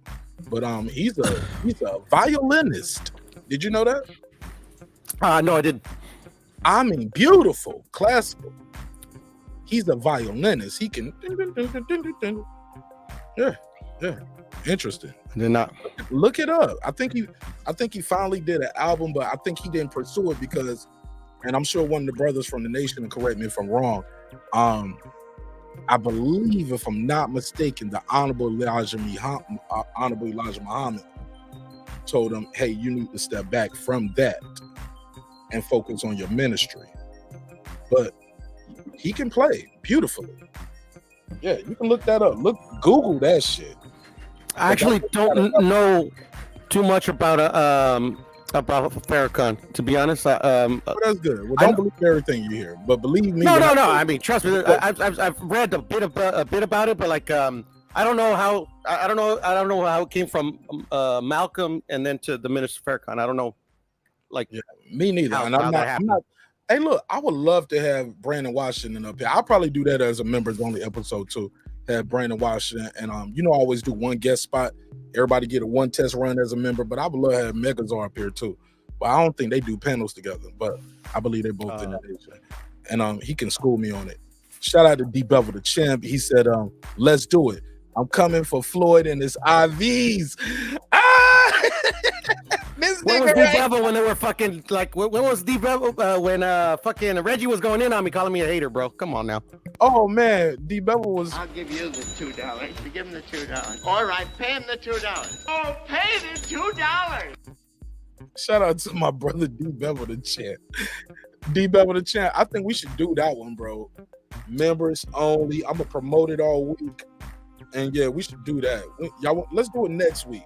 They're gonna call you a bozo, bro. They're gonna call you a bozo. I might call it. I might just like bad news. Your favorite fighter cheated. It is what it is. And ain't cheating, you ain't trying. Talk about. Hey, look, I'm gonna set it up. I'm gonna give you time. For y'all to do your research. I'll put some people on the thumbnail. We'll talk about that, and people gonna be mad at me. Bad news. Your favorite fighter is a drug cheat too. I'm gonna put everybody up there. Oh man, that's gonna be I'm gonna lose all kind of members and supporters after that. All the best are hated, Mark. Remember that. Hold on 1 second. Go ahead. Cook up. Give me 1 second. Yeah. Nah, for sure, D Bella calling me a bozo, a fake Floyd fan. Shit. Telling the truth doesn't make you fake, at least not in my book. But as they say, I digress. But yeah. When Mark comes back, I was gonna ask Mark. I wonder if he heard what's his name? Chris Eubanks Sr.'s latest phone interview he did with Lions in the Camp and Spencer Fearon. I thought it was an interesting take by Eubanks Sr. Damn, I hope Mark comes back soon because I'm bad at this. Yeah, man. I mean, I don't know, man. I love boxing, bro. So I don't know, man. I question everything, you know. Yeah, they popped, but you know, I mean, popping once, and then also the hypocrisy about certain fighters getting called out every single time they're interviewed, and some fighters don't. It's like they never did it. You know, I don't do that type of shit. You know, that's why I don't interview fighters. That's why I don't even talk to fighters when I see them at the fights. I'll say what's up to them. That's it. I mean, what else? What else would I want to ask them that I don't already know? You know? Yeah, man. Here, let me see if I can see the comments. Hold on.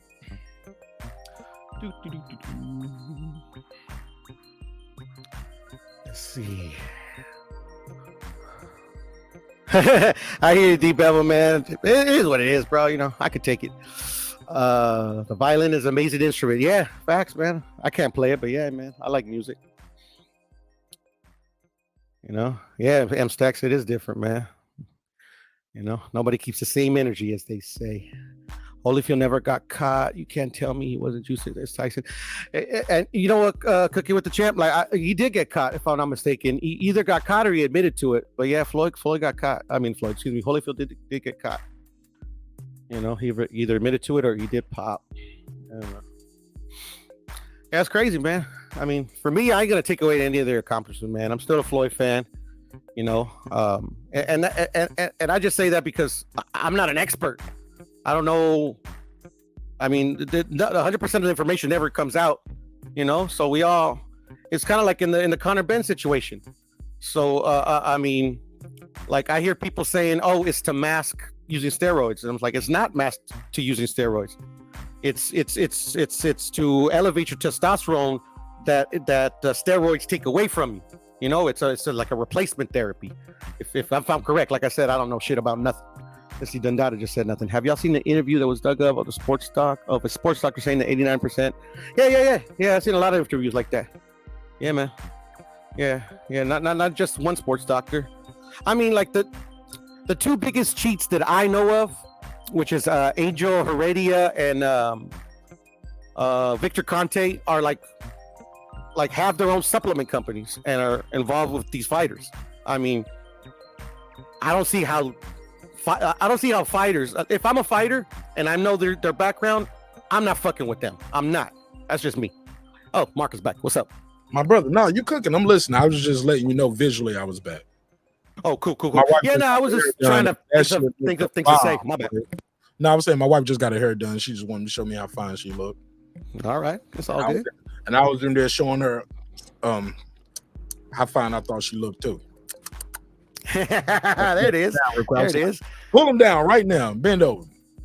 Hey man, I got a wife and I grew up with 3 sisters. I'm the only boy, man. I know even if they look toe up, you always say they look beautiful. I learned that from an early age.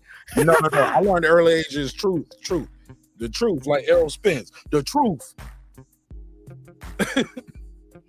You must have been married like 3 or 4 times. No. I'm just joking. Together for a long time, man. Together for a long time, man. Honesty, the best policy.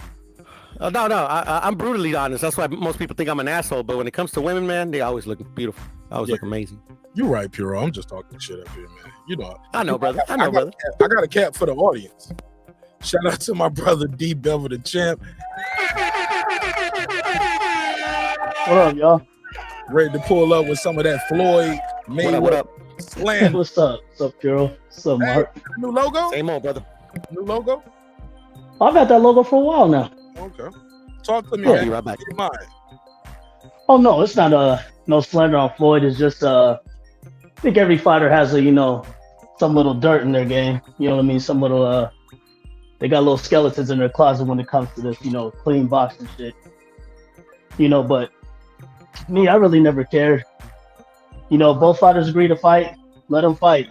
I think just because you're on some roids doesn't mean you're gonna win. You know what I mean? It can give you an advantage in stamina and everything like that, but I mean, it really depends. But yeah, Floyd and the IV thing, it was just weird because like when it happened, they were saying, oh, he was dehydrated. I said, when does Floyd ever have to cut weight? Floyd always walks around in his fight weight. That's words from him. You know what I mean?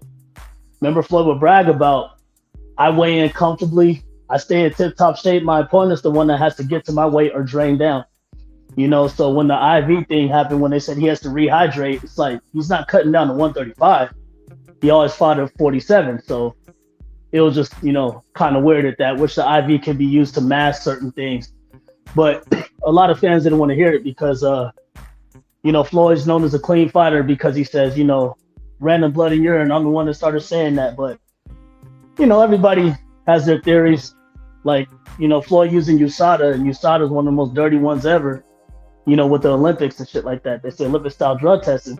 All those drug cheats are in the Olympics. You know what I mean? But is there any proof that he cheated? No. But is he a suspect? Is there an eyebrow raised? Yeah, of course there is. I mean, that's with a lot of fighters, though. Some can get away with certain things and some can't. A lot of the superstars get away with a lot of shit, so that's all it was. It's not no slander on them. But I know if I say that to a fanboy, he's like, oh my God, D Bevel, how could you say that about TV? I'll probably deal with that in that episode, but it is what it is. Fanboys come in, different shapes and sizes. That's just how it is. That's what it is. D-Bevel the champ, man. I've been under fanboy attack all year, man. From all walks of fanboys, man. Remember the Broner fans, when they said he was Hall of Fame, I came under, gave him the facts, I'm hating. Floyd fanboys, I'm hating. Joshua fanboys, I'm hating. Wilder fanboys, I'm hating. Canelo fanboys, that's all it is. I just say shit that a lot of man lovers don't like. You know what I mean? And they just sorry about that. They get butthurt. Danny Garcia fans. I mean, the history's in the YouTube, man. That's just how it is. When they're more fans of fighters instead of fans of the sport. I think more boxing fans, they can listen to constructive criticism, even if it's their favorite fighter or not. They're like, oh, okay, that's your opinion. They just move on. But the ones that really go hard when you say something about their guy, they're more fans of the fighter. And, a little less fans of the sport. Hey, Puro said he got a slot. Hey, Puro, give me your final thought on these fights. So you got Wilder, Caleb Plant, Haney. Who did you pick between the ladies? I got Clarissa and I got Alicia. Okay, wow. Okay. All right, well, thank you for your time, your energy, my brother. I'll see you on the next one, Puro. I'm going to be back Mark. More time tonight, man. Take it easy, bro. Cool. All right, D-Bevel. Thank you. Peace out, fellas. All right, bro. Sorry about that, D-Bevel. I didn't mean to cut you off. It's all good. Hey, D-Bevel, you are a member to the show. Yes, sir. Patreon. Yes, sir. the very first one. They said, man, I'm gonna take a chance on Marq Nash. I don't think he's gonna steal my money. No. Hey, look, which fight are you the most excited about between these? Helenius Wilder, Plant Dirrell, Shields Marshall. Can you see the screen? I can just put the yeah, I see it. Okay. So you got Haney Kambosos, Plant Dirrell, Wilder Helenius, all female card, Shields Marshall, Michaela Mayer, Alicia Baumgardner. Which one are you the most excited about? Or is it like, man, I don't care about none of this shit. I want to see Crawford versus Spence or Crawford versus Charlo. Which one?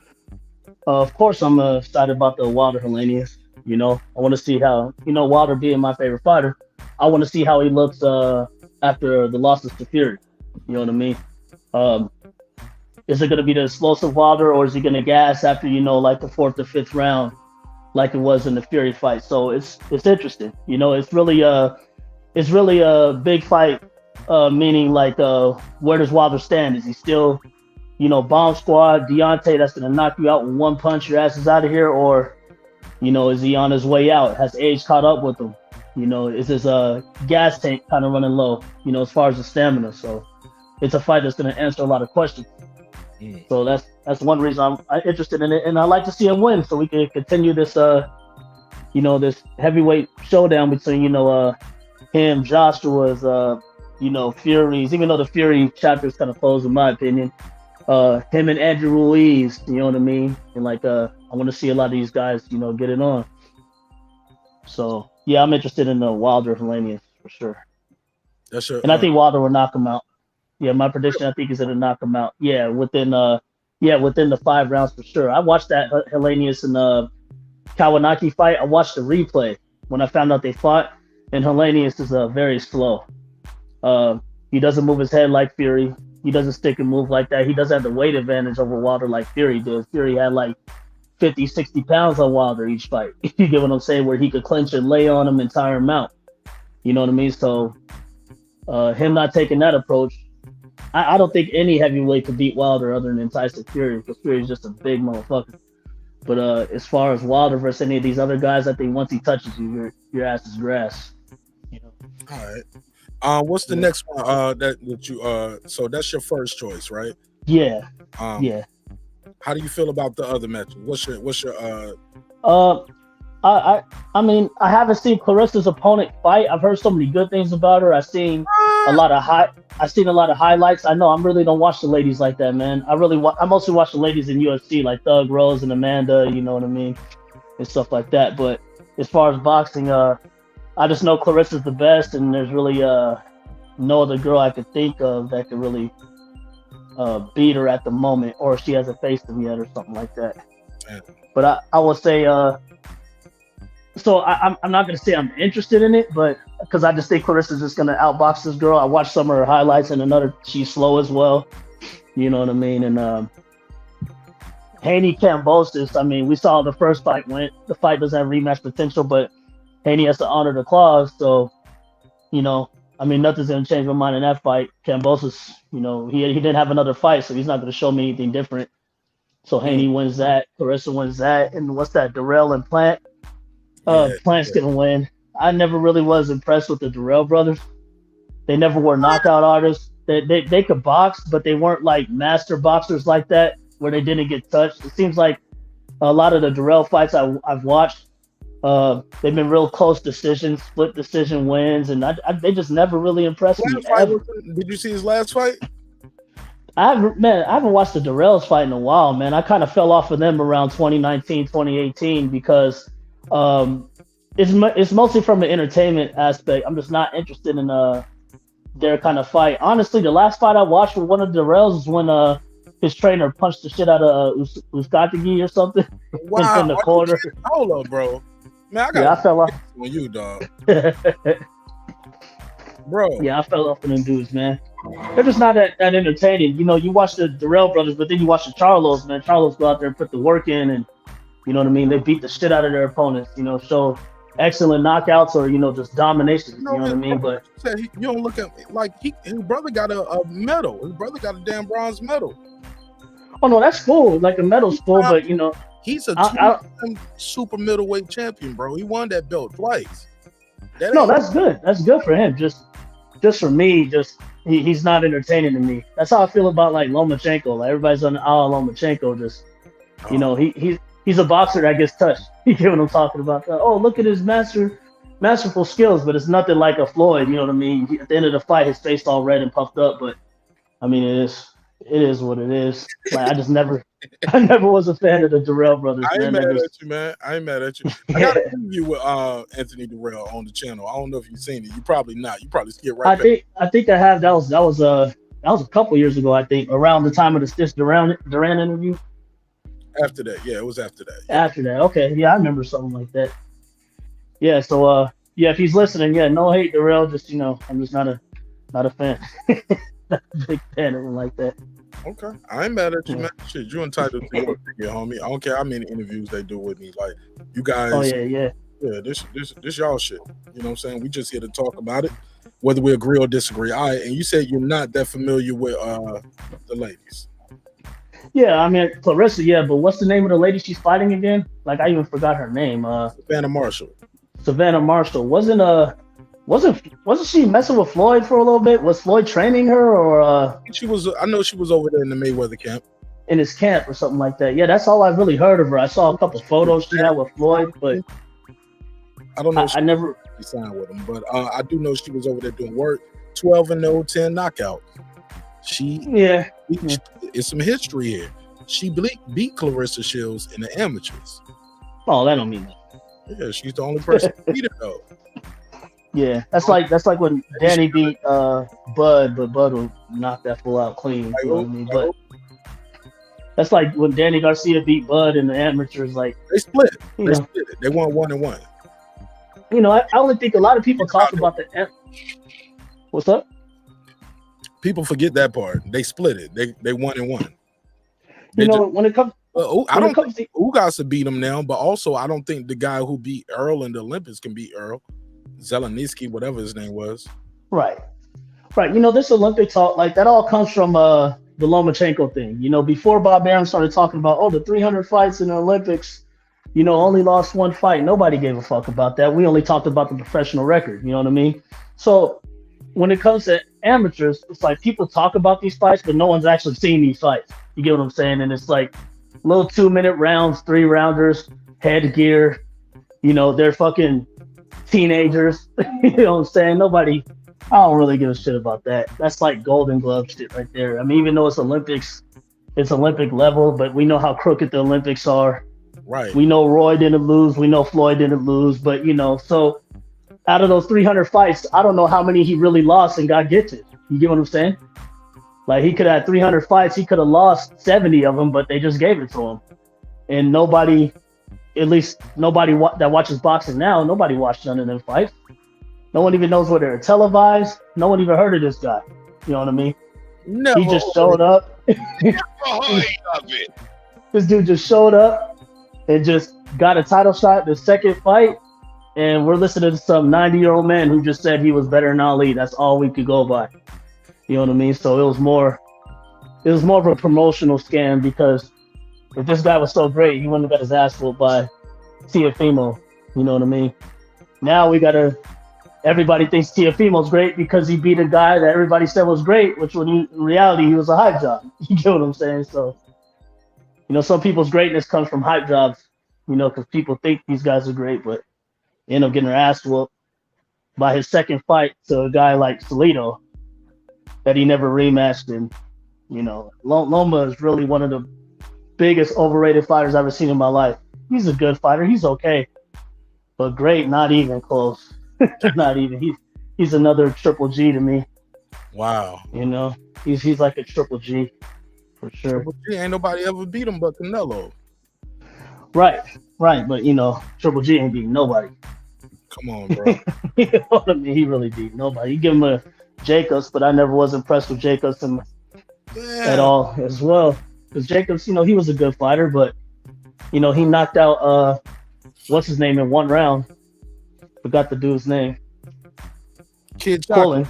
Yeah, Peter Quillen. You get what I'm saying? Quillen didn't even get to test himself because he didn't get to face those middleweights that, you know, were at his weight class when he was doing his thing. Winning, though. Like a Sergio Martinez and all those guys. Like, these guys, like, they beat nobody. But when they fight each other, one of them lose, and then they say they're great. But, like, what defined their greatness? What got them to be great? Yo, I hate when people say that, man. I hate when people say that. Man, you like part of the shit though. You got to keep winning. You can't be like I hate when people are mad that Paul the Punisher Williams. They be like Mayweather ducked him. I was like, man, Shelton Moore was there. You know what I'm saying? Yeah, we met him. He said Mayweather never ducked him. Well, he called out Floyd on a few different occasions, but that stopped because they had the same. They had Al Heyman, the same manager and stuff like that. So, as far as a clean duck, like 60 at one point, 154, 160. No, he was at 54. He was known as 54. He He went to 60, but Floyd wasn't no 54 or 60 fighter. And really, I don't think Paul the Punisher should have been neither. You know what I'm saying? right. When it came to Floyd fighting at 54, after that De La Hoya fight, it was pretty much light touches. You know what I mean? Now, I know we could say the Canelo fight, you know what I mean, where it was at 152 or whatever, so they want to count it at 154. Fine, because that's a lot of Floyd fans do that. They bury a lot of his mishaps, where as if it's another guy that they don't like, they'll say, oh, well, he didn't fight at 54, he fought at 52. Because remember, they used to mention the catchweight shit. Manny fights at catchweight. When Floyd did the catchweight with Canelo, they justified it. So, whatever. Okay, so he beat Canelo. But as far as the guys that were at 54, that were there for a long time, that actually kind of made a name for themselves, Floyd didn't fight those guys. You know what I'm saying? Like the Vernon Forresters, Winky Wright. Paul Williams is there as well. But then you have Lara. He never even fought Lara. Lara is a southpaw who was a stick and move boxer, just like Floyd. And his reach was longer. You know what I mean? That's kind of like, this is why I don't be getting on, see, the thing that confuses me with the Floyd fans is like, they'll criticize Canelo for not fighting a bigger, stronger, longer reach, faster, what's his name, Benavidez. But on the other hand, they'll justify Floyd not fighting Lara. Oh, who did Lara beat? He's not a name. What did he sell? Floyd was the A side. Well, Canelo could do the same shit. I'm just saying, when you do that for your fighter, keep the same energy all around the board. You know what I mean? That's why I don't really shit on Canelo for that. Floyd is the start of all this ducking shit. You get what I'm saying? He is the start of that. But it seems like everybody wants to talk shit about the today's duckers, but they don't want to talk about the guy who started all this money, A side, B side bullshit, which is Floyd Mayweather. Those are the facts, man. Like, he didn't start. He didn't start it. If anybody, he popularized it. He popularized it because no one even talked about A side, B side till he said that with Manny. You get what I'm saying? No one was even talking about it, and that's a fact. No, they all do that with Oscar. What was going on with him and Oscar? No, but the term A side, B side. And the thing with Oscar, I give it to him. Yeah, and the thing with Oscar fought his opponents. He lost a lot of them, but Oscar fought those guys. You know what I mean? I can't think of a guy Oscar Dutch. You can hate him or love him, but Oscar fought everybody. You know what I mean? And whenever you bring up critiquing Floyd, they go back, well, what about what Sugar Ray Leonard did to Hagler? Once Oscar had that first loss, he had nothing to lose. Yeah. All it was at that point was like a money game. He fought the biggest names because it was the biggest money. Also, he was in control of his own destiny. And also, after those losses, he still sold because his fan base supported him. You get what I'm saying? Just like Canelo taking L's, he still did 1 million pay-per-view after that because he has a fan base that supports him. So it is a little different. Whereas, I just think a lot of people are hung up on the undefeated shit because Floyd did that to himself. Because all he did is promote himself as, I'm undefeated, I'm undefeated, I'm undefeated, I'm undefeated. You know what I mean? So Floyd is the one that makes these stipulations against his opponents. And when he does take a loss, he wouldn't know how to react to that because he's Mr. Undefeated, 49-0. You get what I'm saying? So he made his bed, he has to lay in it. You get what I'm saying? There's things that can be critiqued about him. There's things that can be praised about him as well. But that's for every fighter. Every fighter can be critiqued in a way and praised in a way. There's things I praise Floyd about, but there's things that I critique him at as well because he's not exempt from that because a lot of the shit he talks about, he did himself, and a lot of these fighters got from him because we came up in the era where Floyd was the man. Nobody could go back 30, 40 years where, Hagler and Hearns and them were doing that shit. You know what I mean? Like, that's the past. But they always jump back there and try to critique Sugar Ray Leonard. But Sugar Ray Leonard fought all the other guys as well. And then he went on to fight Hagler. Yeah, they dragged that out for 5 years. But he didn't fight Aaron Pryor. No, he didn't fight Pryor. That's true. And that was a duck as well.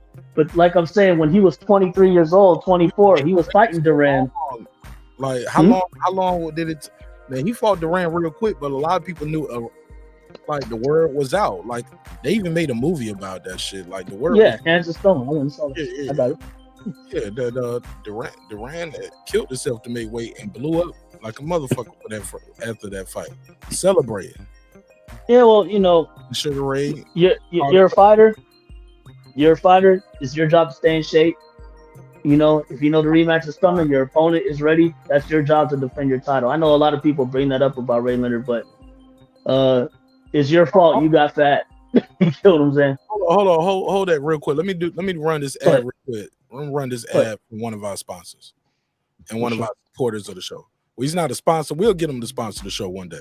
But he definitely supports the show in a major way. His name is Taylor Bell. Let's get it. Attention Apple users, do you have a locked iOS device that was activated with a specific carrier and you want to go to a different company? TabTechUnlockSim.com can help bring your iOS device over to the carrier you want. With simple, fast, and easy instructions, you can unlock your iOS device without going to an overpriced phone repair store. Go to TabTechUnlockSim.com, unlock your next device in the safety of your home for the fraction of the price. And it's easy as 1, 2, 3. TabTechUnlockSim.com. That's TabTechUnlockSim.com. TabTech, your next device.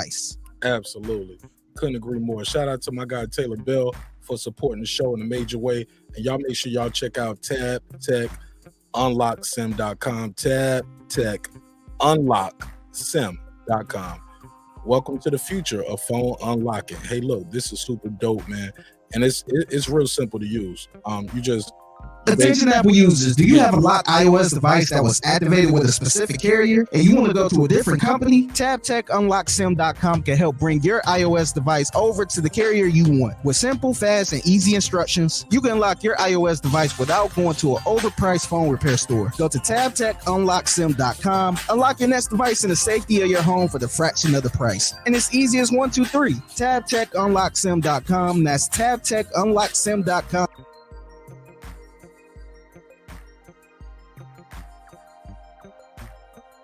I'm gonna have that on cue. So in the middle, when they start having these heated arguments and these crazy debates, I'm like, hold on, wait a minute. To calm everything down. Hey, look, I'm like, hold on. I gotta play a word from one of our sponsors. Let's set this shit off right, nigga. Let's do it. I appreciate it, brother. No, I appreciate you, homie. You've been rocking with me for a minute, dog. Been rocking with me for a minute. We agree. Shout out to Taylor Bell. But your support, I don't take it for granted, homie. Not even in the slightest. So thank you for your support. I didn't even know you were still in the chat, but I definitely was gonna run that ad. I was like, man, let me start running Taylor Bell's ad on the show. I'm gonna start supporting you, bro, more and more and more, just like you supporting me. So one hand watch the other, both watch the face, D-Bevel. Shout out to TabTechUnlockSim.com, and that's my boy Taylor Bell. Check out his channel, man. Super dope. All right, let's get back to the show. Damn, what time is it? I gotta end this one because I'm gonna do a members only show right after this. So I'm about to do a members only show. I got some other shit I want to talk about. Plus, I gotta get ready for tonight's show, man. I got a flame of the night, man. We gonna talk about some boxing too, but I think I might want to change the pace up. I was like, man, giving y'all your boxing fix now because I might want to do something else. I really enjoyed yesterday's show. You missed it, dog. No, I didn't miss it. I just I stay out of that because I'm not married. I don't have kids, so it's like it ain't my. I didn't miss it.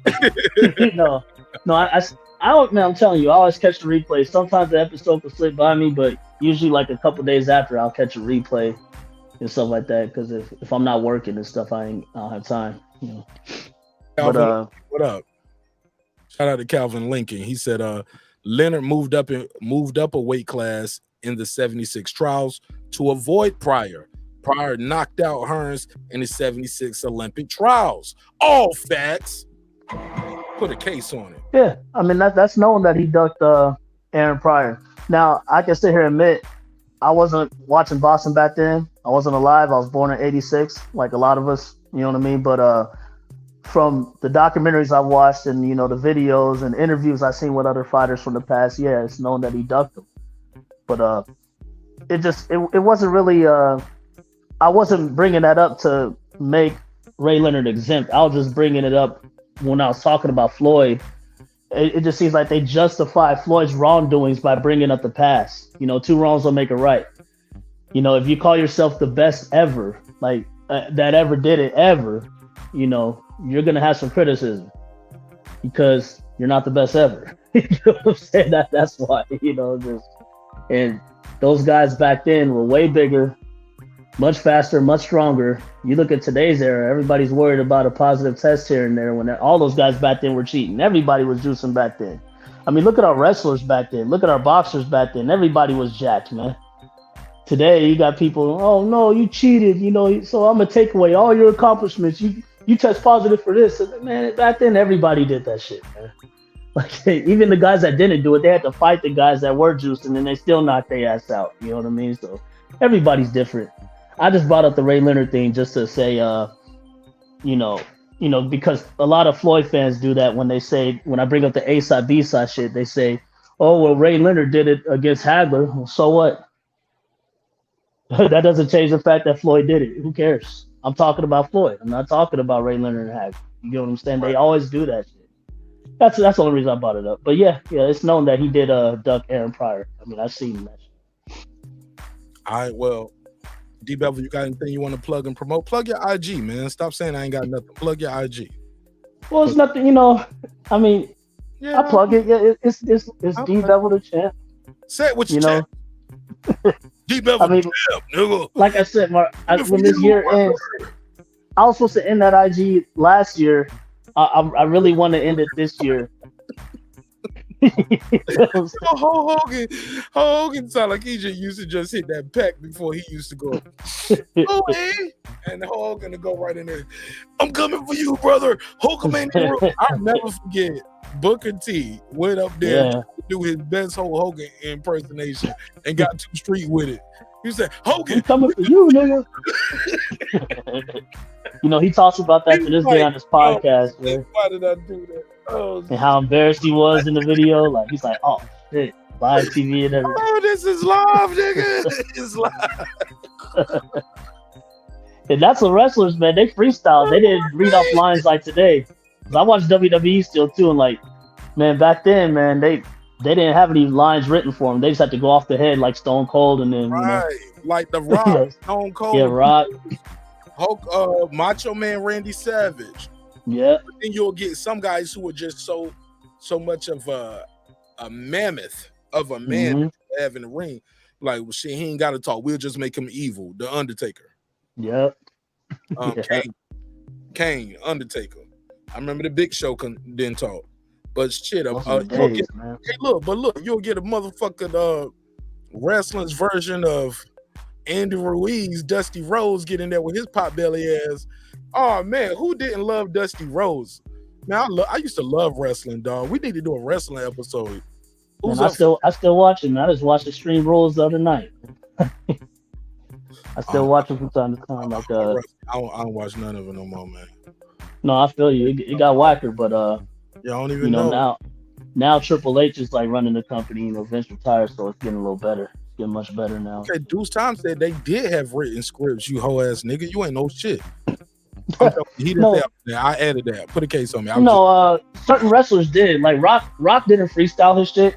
I mean, when you said that, I was gonna bring it up, but I ain't trying to create no more debate. I thought The Rock, if you smell, I thought that was some shit he created. No, yeah, he created that. Just we're talking about when wrestlers went off the head like that. Like when you're doing a promo and then you freestyle your promo. That's why Booker T slipped up like that. Like how Stone Cold will go out there and just talk random shit. He would go off the head. But Rock had catchphrases and shit like that. Storylines. He bring up certain athletes that were in the crowd. So Rock had stuff written out. You know what I mean? But I mean, a lot of wrestlers did, but some go off the head. But mostly the people that went off the head were from back then, early 90s, 80s and stuff like that. Oh, but I love this one. Some did right. Some did right. Let me end this shit, man. I'm gonna end this shit. I'm gonna start a members only, man. Let's go to members only. Because I did not want to do 2 hours. I'm supposed to end this shit at 3:00. But I'm gonna do a members only, and it's gonna be a free for all, and we can chop this up. Cause Deuce, I would love to talk about this. I'll give you a short answer right now. Bret Hart was a better wrestler. Shawn Michaels was a better entertainer. That's what I was gonna say. I agree 100%. I see his comment too. Yeah, and we'll build on that in 5 minutes. Yeah, I'll be here. Let's do that. My baby's at the daycare. Well, not daycare. She with her grandmama, and shit, we're gonna have a good time today, man. We're gonna have a good time. I got time today, like I said. So we're gonna do a members only. I'm gonna do a Patreon video and it's gonna show you guys how I think I'm gonna show you guys how I do the intros. People ask me about how to do a show intro and all of that. So I got one that I'm gonna do for our next guest. And it's gonna be dope. And I'll tell you guys on Members Only who the guest is gonna be, so you guys can get familiar with what they do. But it's a comedian. I got a comedian coming on the show. Professional comedian. They've been on the Chappelle Show. They got a stand-up special on Amazon right now. Nice. A working comedian traveling out here getting paid to tell jokes for a living. So all of us up here who think we're funny, we're gonna have a real comedian up here. And, so I'm gonna do a Patreon video showing you how I make the intros, like I made for Stitch Duran, and when we have special guests on. So I'm gonna make that on live. So yeah, so it's gonna be dope. Why?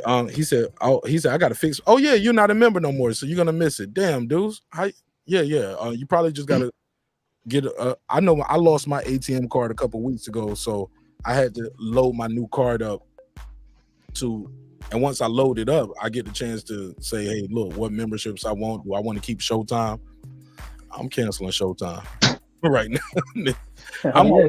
I'm canceling Showtime. I'm like, ooh, perfect. Normally, I need to cancel the Zone before they hit my bank account again. I'm like, y'all got to give me something. So, I canceled my ESPN Plus like a few weeks ago, like a month ago. Especially, man, that you got Members Only over here with Marq Nash. You know, I'm going to give you the fight anyway. All of us ain't got to pay. You know what I'm saying? And they raised that shit to $10, man. I was like, y'all tripping, man. They kept raising it every year. It was like $5.99. It was $4.99, $5.99. $4.99. Only reason I still got it, fam, is because it comes with my phone package where that my wife and I have with our plan. So we get So we get Disney, Hulu, and ESPN. What carrier is that? Verizon. Okay, AT&T. I get free HBO Max, but I don't never watch HBO Max. They don't HBO Max no more. Yeah, I watch Bill Maher, but that's pretty much it. Like, and I'll send you a link for that. Yeah, let's do it. All right, man. I love y'all. Hope you love yourself. If you're watching this on live and you want some boxing talk, you need your boxing fix, go check out my boy Kyle at the boxing session, or go check out my boy Coach Malachi Williams. He's gonna do a solo dialogue. He's gonna be cracking the jokes, gonna take some phone calls, read the chat. Kyle has an open panel if you like that type of content and you actually want to join the conversation. But both of those guys, I believe they're live right now. I wish y'all nothing but love. I ain't gonna say peace and soul. But I wish you guys nothing but love. Thank you for your time. Thank you for your energy. I'm going to do a members only live in 5 minutes or less. So it's going to be less than 5 minutes because I ain't even really making no thumbnail for it. I'm going to just end this shit and start it right back up. Matter of fact, I can do it right here. Because D-Bev going to try to leave and not come back. No, when you switch to members only, I usually get booted out. How does that work? Me out. I don't know. But the last few times you tried that, you're like, stay here, and then I just get kicked out, so I just end up finding it. Stay right there. Hold on 1 second. Let me do this. Neighbors only. Now I got a good topic over here too. I want to talk about it. It ain't even really on no boxing shit neither. It's on some social commentary, but it's some wild shit, man. Let me do the thumbnail, pop up, desktop.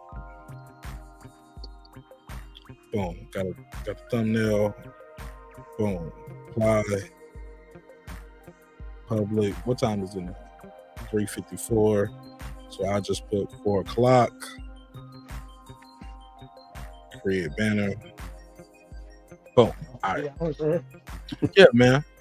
Yeah, that's crazy, man. A lot of people told me it's been kicking them out. Some people tell me they don't even know I'm live. They don't get the notifications till later. Hey, look, the trick for that, ladies and gentlemen, is interact with the video. When you tell me you don't get notifications, you're telling on yourself. That means you don't click the like button. That means you don't leave comments on the video. YouTube is only going to start pushing notification to you with the shit that they see you rocking with it. You're engaged with it. So typing in the chat ain't enough. You got to click the like button. But also you got to have the bell click. But more importantly, when videos drop for that channel, leave a comment, whether it's an emoji or whatever. But you got to leave something and start interacting with the video. If not, YouTube, they gonna be like, well, you ain't fucking with this shit anyway. Let me send you the shit you fucking with. We're gonna send you fill in the blank promotions. But thank you guys for your time. Thank you for your energy. I love y'all. Hope you love yourself. If not, guess what? God loves you. So does Marq Nash in the neighborhood. I love to say that throughout the show because some of you guys never hear that throughout your whole day. It's sad. Some people will go their whole day and nobody told them they love them. If you heard this show, guess what? I love you. And I hope you love me the same. Even if you click that dislike button, I know I got some trolls out there. Niggas be acting like they fuck with me, but they just click the dislike button, or they don't hit the like button. They hit the like button, nigga, just because you begging niggas to hit the like button. I ain't do that begging shit. I'm like, what, nigga? Just hit the. It's free. Fuck that, nigga. I ain't hit no like button on your bitch ass. I just watch. But go to Mark. Matter of fact, let me not do that. I got to fix my website. Something happened to my website. But the link to go to the direct to the merch, you can go to Marq Nash in the description box right here. Get some of the merch. Got some new shirts up there as well. Run and tell your YouTube daddy is a fan favorite right here. This shit started as a troll shirt. Man, I sold 5 of those in the first month, and I was like, leave it alone. Leave it right there. You know what I'm saying? Shirts, hoodies, yeah. We couldn't keep those. So appreciate y'all.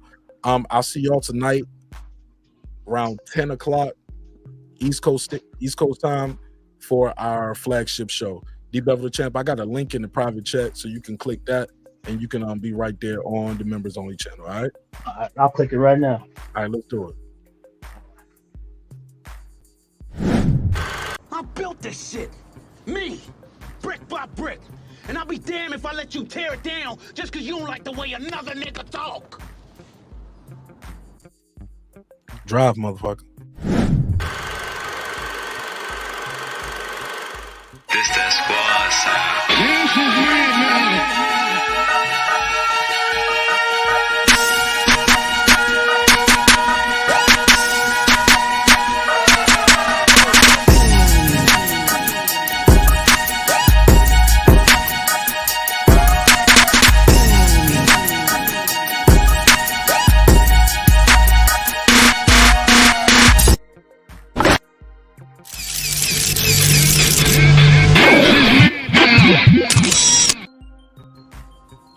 Subscribe. I don't care how many subscribers he has. Support him. So he made all this possible. He made this possible. Nah, Dr. Mark, God made this possible. And so did dope ass members like my boy It's Mex. What up? MFB. What up? Ace Retro. What up? Ride of the Storm. What up? Here to There. What up? DJ. What up? Queen. What up? AKA Miss Sun Kissed. Kissed by the Sun. What up? God Body News. What up? Tony Boswell. What up? Pittsburgh T. What up? Taylor Bell, he never fails. What up? Matty Yoel as well. What up? C. Jones 0224. What up? Cliff Bailey. What up? Con Shinery. So up? Lisa Bell. What up? That guy Eclipse 330. What up? Cooking with the Champ. What up? On the mic with Terrence Bailey Sr. What up? New media today, USA Boxing. Coach Malachi Williams. He's live right now. Check him out. What up? HLD. What up? Cooking with Sir Senior. What up? Brandon Washington. What up? Born Supreme. What up? Karma Serene. What up? Lady Shan Dundum Season. What up? Dub Right Side. What up? Tank, the Sweet Signs Examiner. What up? Puto. What up? D-Bevel the Champ. We about to be live right now doing the members only. I can hear him in the background. About to cook that up right now. So all the members, y'all check us out. What up? Rob G Films. What up? And of course, my good brother Dirrell Lincoln, the Big Fish himself. What up, gangsta? All right, man. I'll see y'all on the next one.